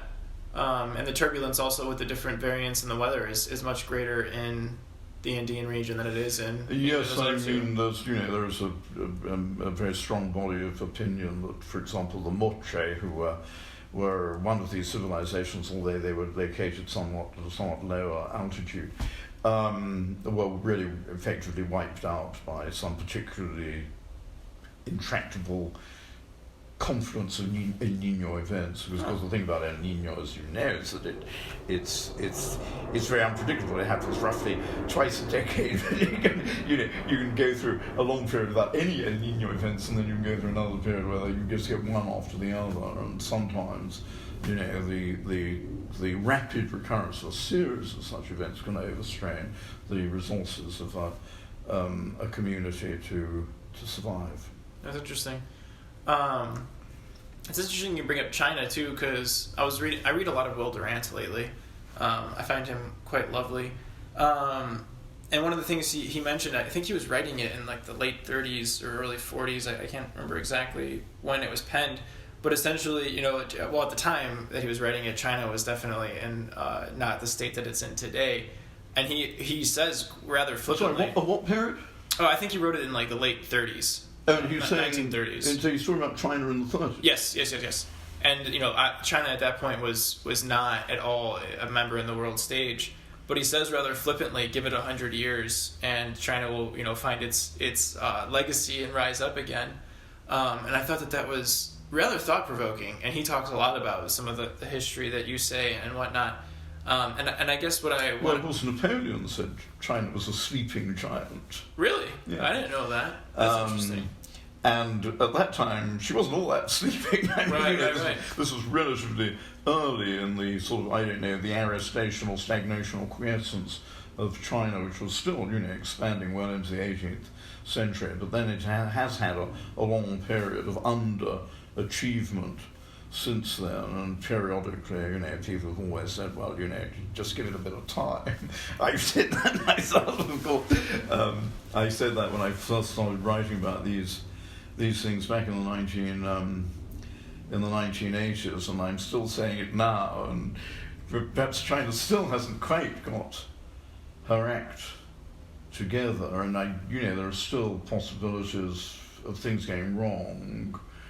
I still don't think China is a very well-run country. And the political mismanagement, which is a big part of the reasons for this long period of Chinese underachievement, they still haven't really sorted that out, in my opinion. No, it's more and there around are the some other things that could go wrong. Yeah. with China. But again, if you look on the long-term historical record, China's the best equipped of existing states in the world to be the hegemonic superpower. It's much better equipped than the United States is. And the United States is really, I think we all know the American century is over. The United States has receded from its role as a great sort of globally hegemonic superpower. And the overwhelming likelihood is that China will take over that role. How much of that do you think has to do, my question is not just about China in particular, more just broadly speaking, especially since someone as yourself is so learned on civilizations as well as time in memoriam, I suppose. How much of that legacy with China or other empires, I suppose, is influenced by their historical legacy? Do you think that in China's case, do you think their historical legacy of, going back as far as they have to essential state, control, or just kind of that culture and history, do you think it still reverberates? Well, it's a very good question to ask about China, because of course one of the recurrent features of China is you get these sort of moments, the two classic moments, the moments which best exemplify it are of course the Qin invasion when they supposedly burnt all the books and they rejected Confucianism. They introduced this sort of so-called legalist regime in which which obedience and the good of the same, the only things that mattered, and the individuality was crushed, and so on and so forth. And we get a similar thing when the communists take over, yes. And you get a similar sort of this abjuration of the past, and it's now so now Marx is, instead of Confucius, is the leading light, and you get a similar, also in Mao's Cultural Revolution, it's very similar to the Qin Revolution. You also get book burnings, you get the immolation of a whole class of intellectuals and so on and so forth. And yet, the amazing thing is that nothing happens. That the continuities survive, and of course, far from burning all the books, the Qin didn't interrupt the continuities of Chinese intellectual life and tradition, which are all survive. And indeed, in many ways, the Qin, in their brief period of rule in China, upheld them. The sources exaggerate the extent of the could we use the word reset? The revolution, and the same thing is true with Mao. Actually, China's never really been Marxist. I think the evidence that Mao never actually read Marx is really quite convincing.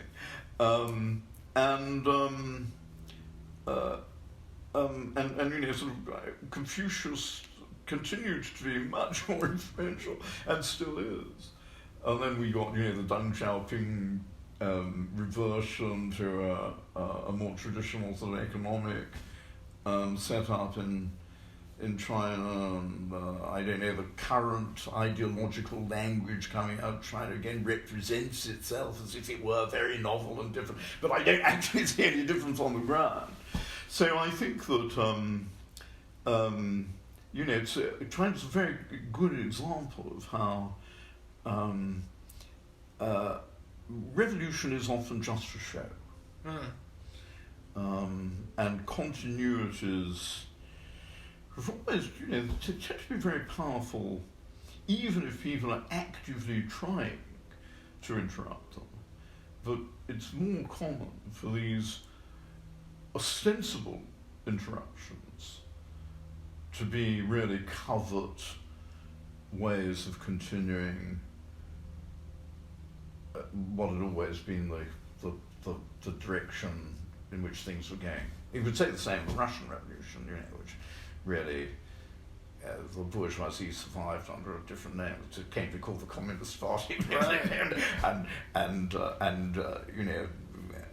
after all the stuff about international, Stalin reverted to talking about Holy Mother Russia. Right. And of course, after the communist regime disappeared, all these continuities became perfectly apparent. They all sort of seeped out of holes in the woodwork, and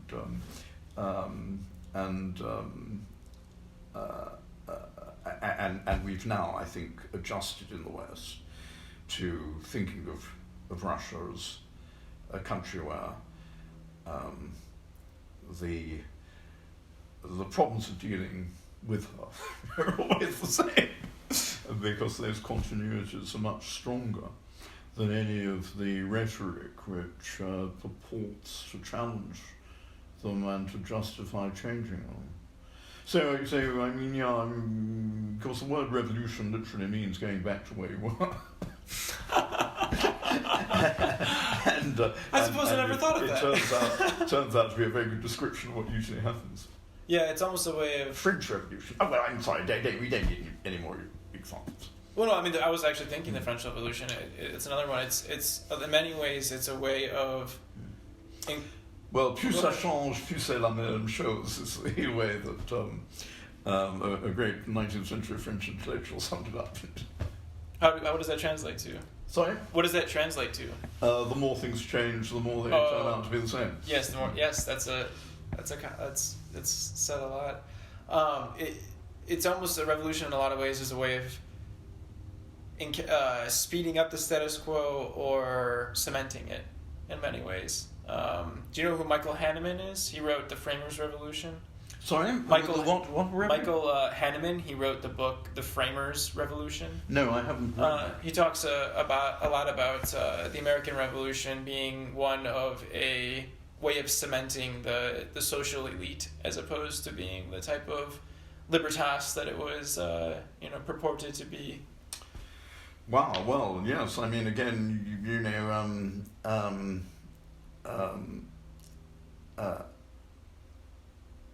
tell me about it. Yes, you've only got to look at things like, slavery. Had it not been for the American Revolution, slavery would have disappeared from this country 60 years or so before it did.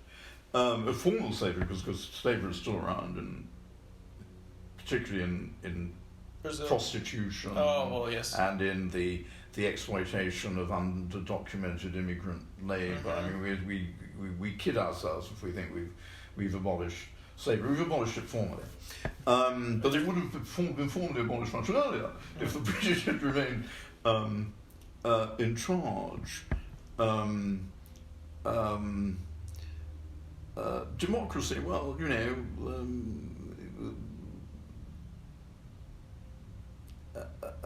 depends what you mean by democracy. Of course, universal male suffrage was introduced in all the states of the Union until 1842, which is 10 years after the Great Reform Act in Britain. So I think there's a lot to be said for the view that the American Revolution was a conservative revolution designed to defend the power of the existing elite against erosion from increasing interference by the imperial authorities, much of which would have been in a more liberal direction than that evinced by the early American Republic. I think treatment of Native Americans is another example, because, of course, for the British Empire's purposes, it was very important to conserve the Native Americans as a buffer against the first the French and then the Spanish, whereas it was in the interests of the patriots, as we call them, to exterminate Native Americans or expel them. Right, no, I think it's exactly, he calls it a conservative revolution, so you hit the nail on the head there. It's that's not the whole story, obviously. No.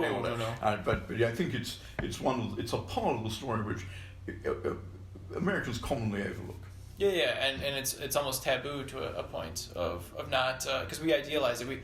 It's a myth. We created a myth. Yes, I mean, I'm not I'm not ideologically committed to any form of government. I think that for forms of government, as Alexander Pope said, let fools contest, whate'er is best administered is best. But I once wrote a piece, I think it was for CNN, about how in the United States the Republic is idolized as it's the best form of government. If you want to be a United States citizen, when you're asked the question, the citizenship test, what is the form of government of the United States? It's not the right answer to say it's a democracy, although that's what's really important. The right answer is it's a republic. Right. And I just wrote a piece, and this wasn't meant to say that republics are inferior to monarchies or anything like that, but I just wrote a piece pointing out that the countries, you look at the world, these world polls now, what countries do people most want to live in? The countries which come up at the top of the polls are predominantly monarchies. There are places like Norway and Denmark and Sweden and the Netherlands and New Zealand and Canada, and usually Switzerland is in there. But the top, 6 or 7, they're dominated by monarchies, and that's amazing when you can say how few monarchies there are in the world. They're really punching above their weight, and I just thought that was an interesting thing. And I've never had so much hate mail. That's funny. Yeah, well, there's the myth of one of my professors who I spent a lot of time with was John Shields, and he wrote the book American Aeneas, which is all about the founding myth, and it being not one of Christian mythology, which is one that we're kind of almost taught in schools, but one rather of Roman origin and classical origin, and how the myth of Cincinnatus is enshrined with George Washington rather intentionally. Of course, yes. The founding fathers were deists, and they were philosophes, and yes. I mean, I wouldn't. I think I don't think you can neglect the importance of Christian political thinking on the margins of the founding principles of the Republic, but there you could almost leave Christianity out, and have these classical pagan texts, particularly Stoic texts, which have a lot in common with Christianity, and you could find almost everything that you need, to write the Declaration of Independence and the Constitution, all that stuff. Yeah, and to juxtapose it, the framers, the founders, however you want to put it, they took on more of the classical ideology, or ideology is a terrible word, ideas, but the Constitution, in the sense of the body of people and the body politic, was one of Christianity. So it's almost like two heads of the same coin. The framework in the government and the leadership, or however you want to put it, that set us off on the journey, were one in classical origins, but the perpetuation of it was... Yes, I mean, I suppose that it is difficult to imagine the notion of civil liberties that is encoded in the Constitution of the United States. I suppose it's difficult to imagine that ever happening without the Reformation and the sense of godliness that was very strong in the founding principles and traditions, at least of some states, some of the 13 colonies.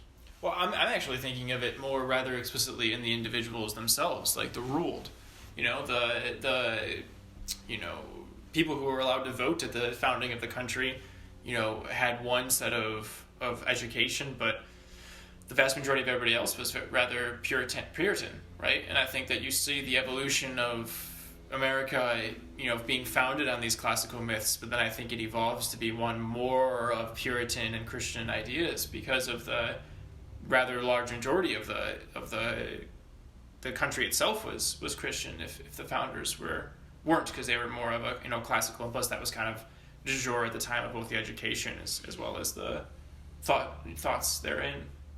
Well, it's just very interesting, isn't it, that even our fellow citizens, fellow residents of the country who reject Christianity do seem to think that they ought to behave like Christians, and they just sort of recast all the language of the brotherhood of man and equality. They've recast these as humanist, without making them actually any different from the way they're expressed in Christian tradition. So, I mean, I guess the Christian models do seem to be inescapable. Yeah, go ahead. Do you have something else? But I've forgotten what drew us into this, because this wasn't the main thrust of the conversations you wanted to. No, this is totally great. No, this is great. Yeah, this is excellent. Right. Yeah, this is rather spot on. Okay, so I mean, obviously I'm not really an expert on U.S. history, although I have ventured to write about it. Oh no, that's quite all right. So there was something I was from Robert Graves as well that I was reading that sparked it rather, and then watching that presentation of Hildebrand. Hildebrand, is that her name? Sorry? The presentation, the medieval, was Hildebrand, the nun? The nun... Hildegard. Hildegard, yeah. That was reminding me of it. So, this is really just more of an idea that I would love you to hear you just kind of expound upon.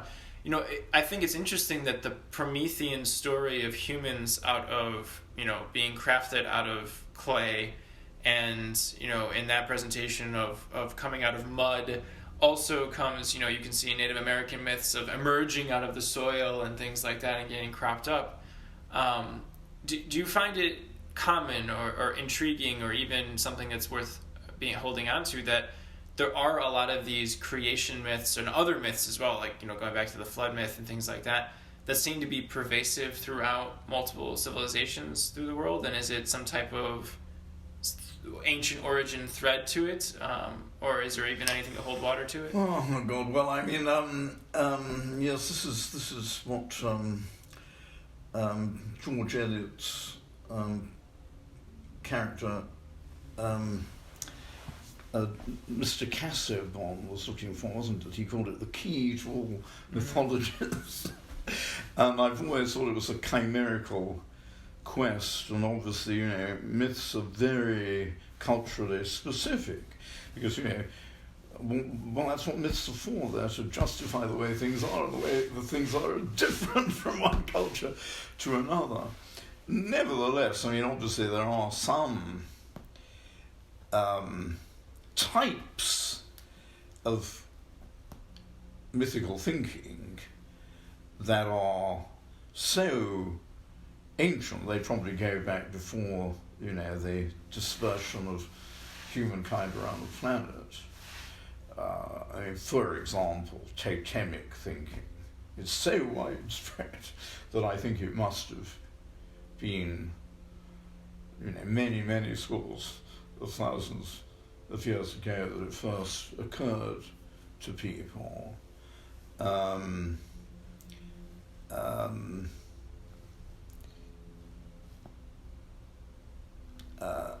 I don't know, maybe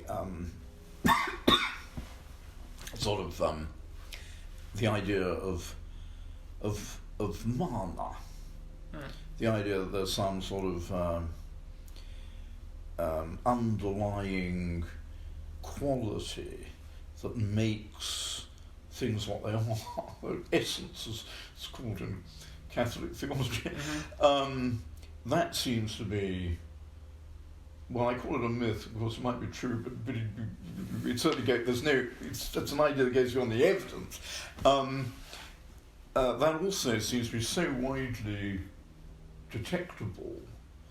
There's almost no anthropological research hasn't found a similar idea everywhere. So I think that also must be a very, very ancient notion.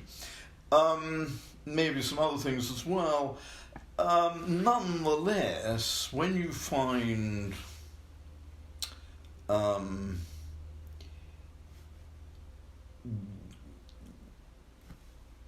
very particular instantiations. So when you've got some,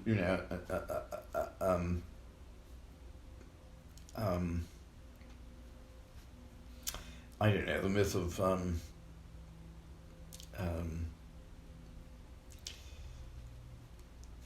the creation of humans from dust, which is one of the things you mentioned. I think that you've got to be open-minded about how those ideas come to be so widely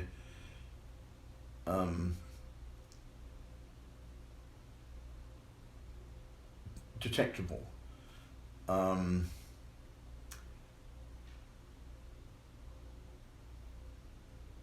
Because we know it's possible for, we have got incontrovertible examples of ideas which crop up independently in different places without there being any mutual influence or any common source.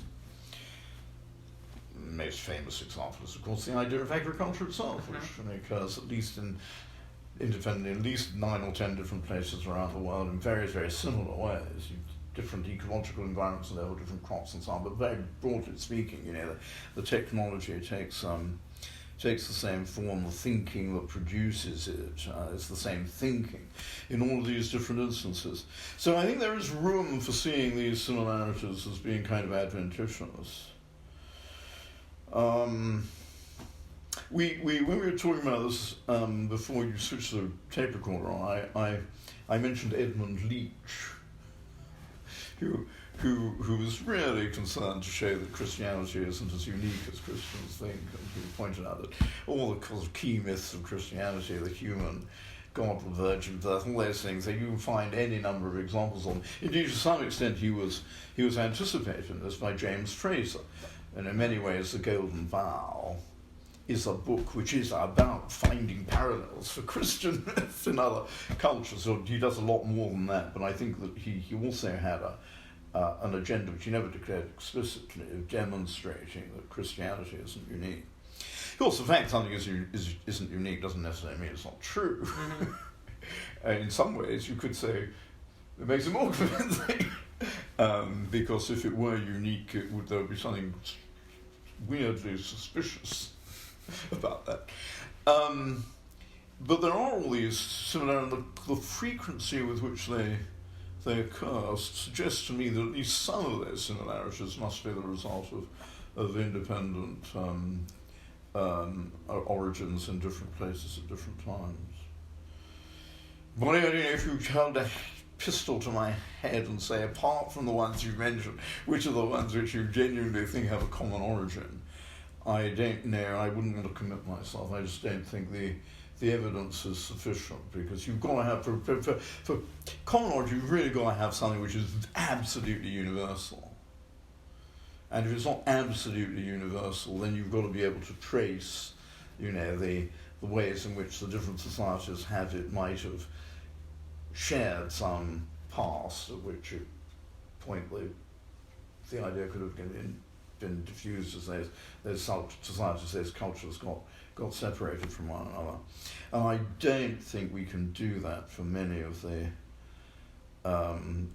myths that evince this characteristic of being very, very widespread. I'm sorry. I think I'm taking a very long route to dodging the question. No, I was hoping you would do something along those lines, so that's perfectly all right.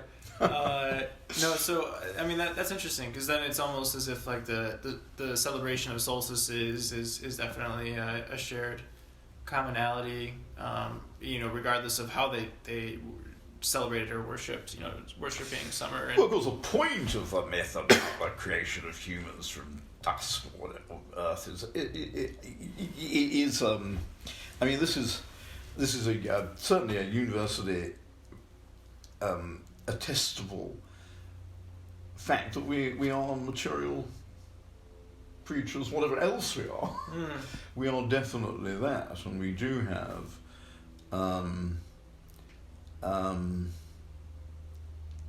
our materiality in common with everything else that's palpable. That's interesting, and definitely more ancient sapiens, we're more acutely aware of that. We tend to dilute ourselves of our I uniqueness. suppose so, although they also do seem to have been acutely aware that there was more to it. And obviously one of the very early discoveries or ideas that demonstrates the genius of our very remote ancestors is the notion that what you see isn't what you get. That there's a lot of other stuff that you don't see. That there is a spirit world beyond the rock. That, the when you paint the bison on the cave surface, you're reaching for realities, for sources of power which are embedded in a world that you can't attain because the rock's in the way.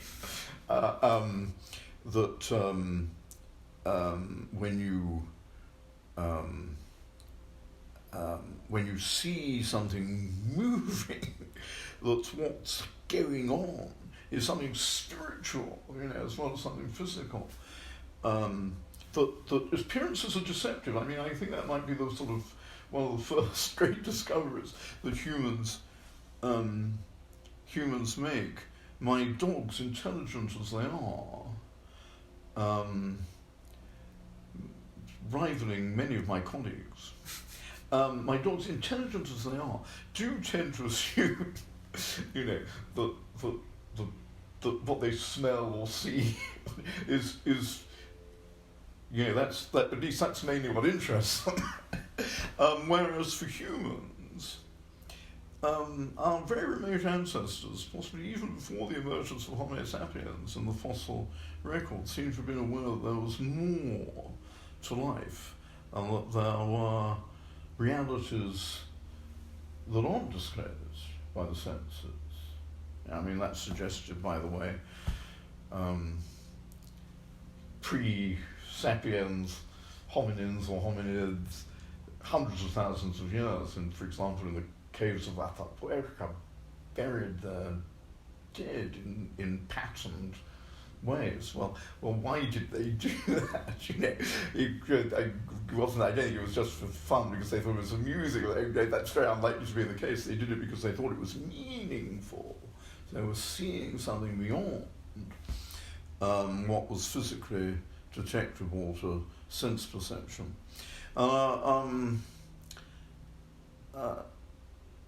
That's so impressive. It's much more impressive to be non-materialist. There's a big school of thought which condemns all this sort of spiritual thinking. They talk about animism and say it was something, very dumb and infantile. But actually it's brilliant because,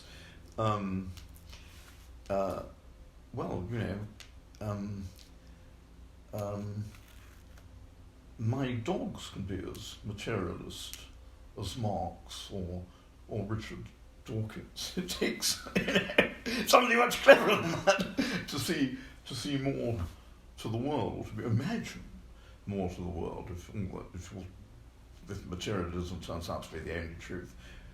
But sometimes to perceive very brilliant falsehoods is a sign of intelligence. Totally. I was hesitant to bring up where I'm about to steer the conversation, but you opened the door, so I'm going to run through it. Have you heard of Brian Marescu at all? He wrote a book called The Immortality Key. It came out... Oh, well, I read the reviews, yes, but I never read the book. Oh, I encourage you to read it. It's fascinating. I think you would find it intriguing. It's well written as well. It's captivating. Here's my... Yes, well, I mean, I think I was very interested in reading the reviews because I've always thought that I can't imagine anything more boring than immortality. Oh, well, so what he brings about, which is really interesting, is he calls it Paleo-Christians, so like early Christianity with the cult of Dionysus. And the way that I'm going to bring it up and the way that you just expressed it is, do you think potentially the way that, people were able to imagine these worlds and these realities of beyond could have been achieved through some type of aesthetic state? if it was, in the New Testament, Jesus going into the desert and fasting. There's been numerous, examples of fasting bringing around an ecstatic state, as well as, hallucinogenic things of other, mushrooms or argot or other things like that, or what he talks about, which is sometimes of herbs and in combination with this cult of Dionysus. Do you think that there has been an influence of these type of ecstatic states in our ability to imagine? Well, I mean, I obviously, you can achieve an ecstatic state which might give you some kind of insight that is compatible with Christianity. You can achieve that state by various means, including taking psychotropic substances. My reading of early Christian ecstasy, early Christian mystical experience, which is described quite a bit, obviously, in the writings of St. Paul. He was clearly susceptible to some kind of visionary experience. Of course, his whole conversion starts with one of the most famous visions in the world. Right. When he's blind, but he hears the voice of Christ speaking to him. So it's a kind of distorted vision, but it's definitely an ecstasy. It's definitely a mystical moment. And St. Peter's makes an allusion to what sounds like a mystical experience of his own. So, but I mean, these seem to be induced by some other method, perhaps by prayer, perhaps by fasting, which is a form of sensory deprivation, which of course can affect your mind. But you could also do it by taking drugs. You could do it by dancing. You could do it by drumming. And different cultures, these different techniques are used in different ways. Breathing, even. Yeah. But I mean, clearly, direct experience of God isn't necessary in Christianity because it's replaced by knowledge of Christ. So you don't need a mystical experience. You've got an incarnate God, to show you by the way he behaves and talks in his own life as a human being. Do you know what God is like? You don't need the hotline necessarily. And therefore, I think mysticism has tended to be marginal to Christianity. I don't mean that it hasn't revealed some very important insights and made some important contributions. Of course, it has. But you could imagine Christianity without mysticism. And I'm not really. So I think that it's much more interesting for how it differs from religions that rely on psychotropic states and the mediation of a sense of transcendence. What about its influence on culture or civilizations as a whole? Oh, well, of course, it's negligible. You think so? Yeah. Well, I mean, I've always thought that it's a bit like what, Gandhi said about, you remember when he was asked, what do you think of Western civilization? He thought it would be a good idea. And you could say, you say the same about Christianity, It's great, but no one has ever actually followed it or applied its principle, except, saints in their own spheres, but we need more than that to change the world in a Christian direction, and we've never achieved it. And I'm a Catholic working for a Catholic university, and we've sedulously nurtured and maintained this huge organisation which we call the Church, which has 1,000 million people working for it in one way or another all over the world, and we still can't do anything that's really makes people good, which is that's like an object, and we've done nothing towards this. And people are still evil as ever, man for man and woman for woman. There's probably more evil than ever, but that's because there are more people. So I think on the whole, Christianity has been a monumental failure, and is more notable for how little it's changed the world, and for how much it has. Of course, at a sort of micro level, it's had lots of great effects.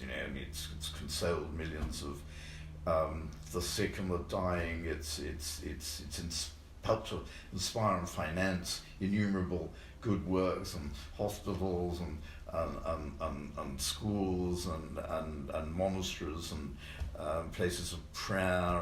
It's inspired wonderful art and music, and so it's done a lot of good stuff. And of course, as its opponents will be very quick to point out, it's also inspired a lot of persecution and hatred and warfare and violence, or at least justified some of that stuff. So there's a balance of the good effects and bad effects, but the overall transformative effect of Christianity, which, if people took it really seriously, would be total, and would lead us into a completely different world, in which, a world of love and kindness and generosity and peace. We haven't got that because Christianity has not been successful in delivering it, and I think one's got to be honest about that. That's interesting. How are you on time? Are you feeling well, okay? I suppose we probably, apart from anything else, you've probably now got too much stuff to edit. No, I know. This is going to go out just as it is. Really, is it? Oh, 100%, yeah. Oh, God, well, in that case, I'm trying to decide. In that case, surely we've already got far more than is necessary to bore your listeners into switching off. No, your episode is ranked very highly amongst mine, and it was all 2 hours of it, so we can go as long as you are feeling energetic to us. Well, very kind. I guess, though, we can wrap here. Call a halt to this for the moment. Let's do one more topic, one more question. Okay, I have one more question for you, and perhaps it could be a conjoined one. Well, the two questions I was going to end it with, one was, of all of your, and this is obviously just the first person that comes to mind, who is the most misunderstood individual in history? And then the other one was, what is the most impactful event in history? Well, everybody thinks that himself or herself is the most misunderstood. I appreciate your honesty. Especially by my fellow historians. Oh, above all, by reviewers, of course.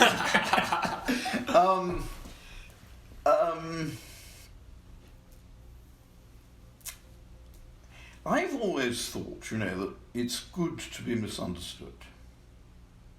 The misunderstanding is very creative. Yeah. And, in my own case, almost everything that I can offer to other people by way of, if they're crazy enough to ask me, I can give them advice, but it's almost certainly going to be bad advice. If they ask me for a class, I can give it to them, but the facts are probably all going to turn out to be undermined by future research. So I've always thought the best thing is to be misunderstood, because then at least you've got a chance that the effect is going to be beneficial. And so I wouldn't, in a way, I'm saying I think it's the wrong question, because when you ask who's the most misunderstood person, you're assuming that it's bad to be misunderstood. I find it rather useful. I think Julius Caesar is a misunderstood individual, but I think is rather useful in his misunderstanding. I framed it rather intentionally, just how I kind of frame my happiness question. Well, every individual who is idolized or demonized is misunderstood. Exactly. By those who idolize and demonize him. And I don't know, maybe it's very difficult to calibrate the difference between someone who's the most misunderstood and the next most misunderstood person I was thinking more along the lines of your studies. Like, for example, the most misunderstood person must be God. Oh. Because when you look at the way, people have interpreted him as urging them to, kill people, be sexually promiscuous, or madly self-denying, or God incarnate, even. I mean, the number of deeds and thoughts that people have justified on the grounds that they've been commanded to do them by by God, right down to the level of the paranoid schizophrenic who says God told him to commit the murders. So put all that together, and I think you've got your most misunderstood person. It's gone. And as for the most impactful person, well, clearly the most impactful person must also be the most misunderstood, because most of what we do is the result of misunderstanding, and no one has had more opportunity to affect our behaviour by that means than the most misunderstood person. So the answer in both cases is God. The second one I asked was event, but I like your answer regardless. Event, the most impactful event. Oh, God. While you're thinking of that, I mean, I don't know, you've obviously got to go back to the creation of the universe, haven't you? Your answers are amazing. That is not at all what I would have expected, because it is true. I mean, even if you find yourself, like, let's just take the extremes of it. You find yourself a religious zealot and you find yourself an atheist, regardless, the most misunderstood and obviously driven towards acts of virtue and destruction are both that same thing. I'll stick on the well, Roman since as a perspective. Catholic I regard God, as the source of all grace. I naturally think that anybody who's an atheist is misunderstanding God in a very big way, because he's attributing to himself virtues that were implanted in him, including that critical intelligence that enables him to reject the idea of God. He or she really owes all of that to God, and what a creative example of misunderstanding that is, and what a brilliant, brilliant maneuver of God's, to use grace in that way, so that the person who's behaving well, constructively, lovingly, generously, kindly, because of God, doesn't know that. Because that's how you tell whether somebody's good, isn't it? If they say, "Look how marvelous I am," thanks to me, this achievement or that achievement has been registered, or this person has done this or that good deed. When you say it's because of it, that's when you show that you're not really good yourself. But of course, very interestingly, God isn't like that. He's very happy to wipe himself out of the picture, say that those people in whom the grace of the Holy Spirit is operating aren't aware of it.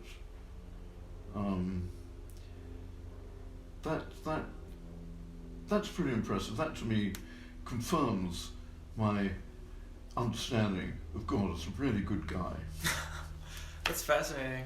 Well, I'm going to stop that there. That was excellent. Thank you very much.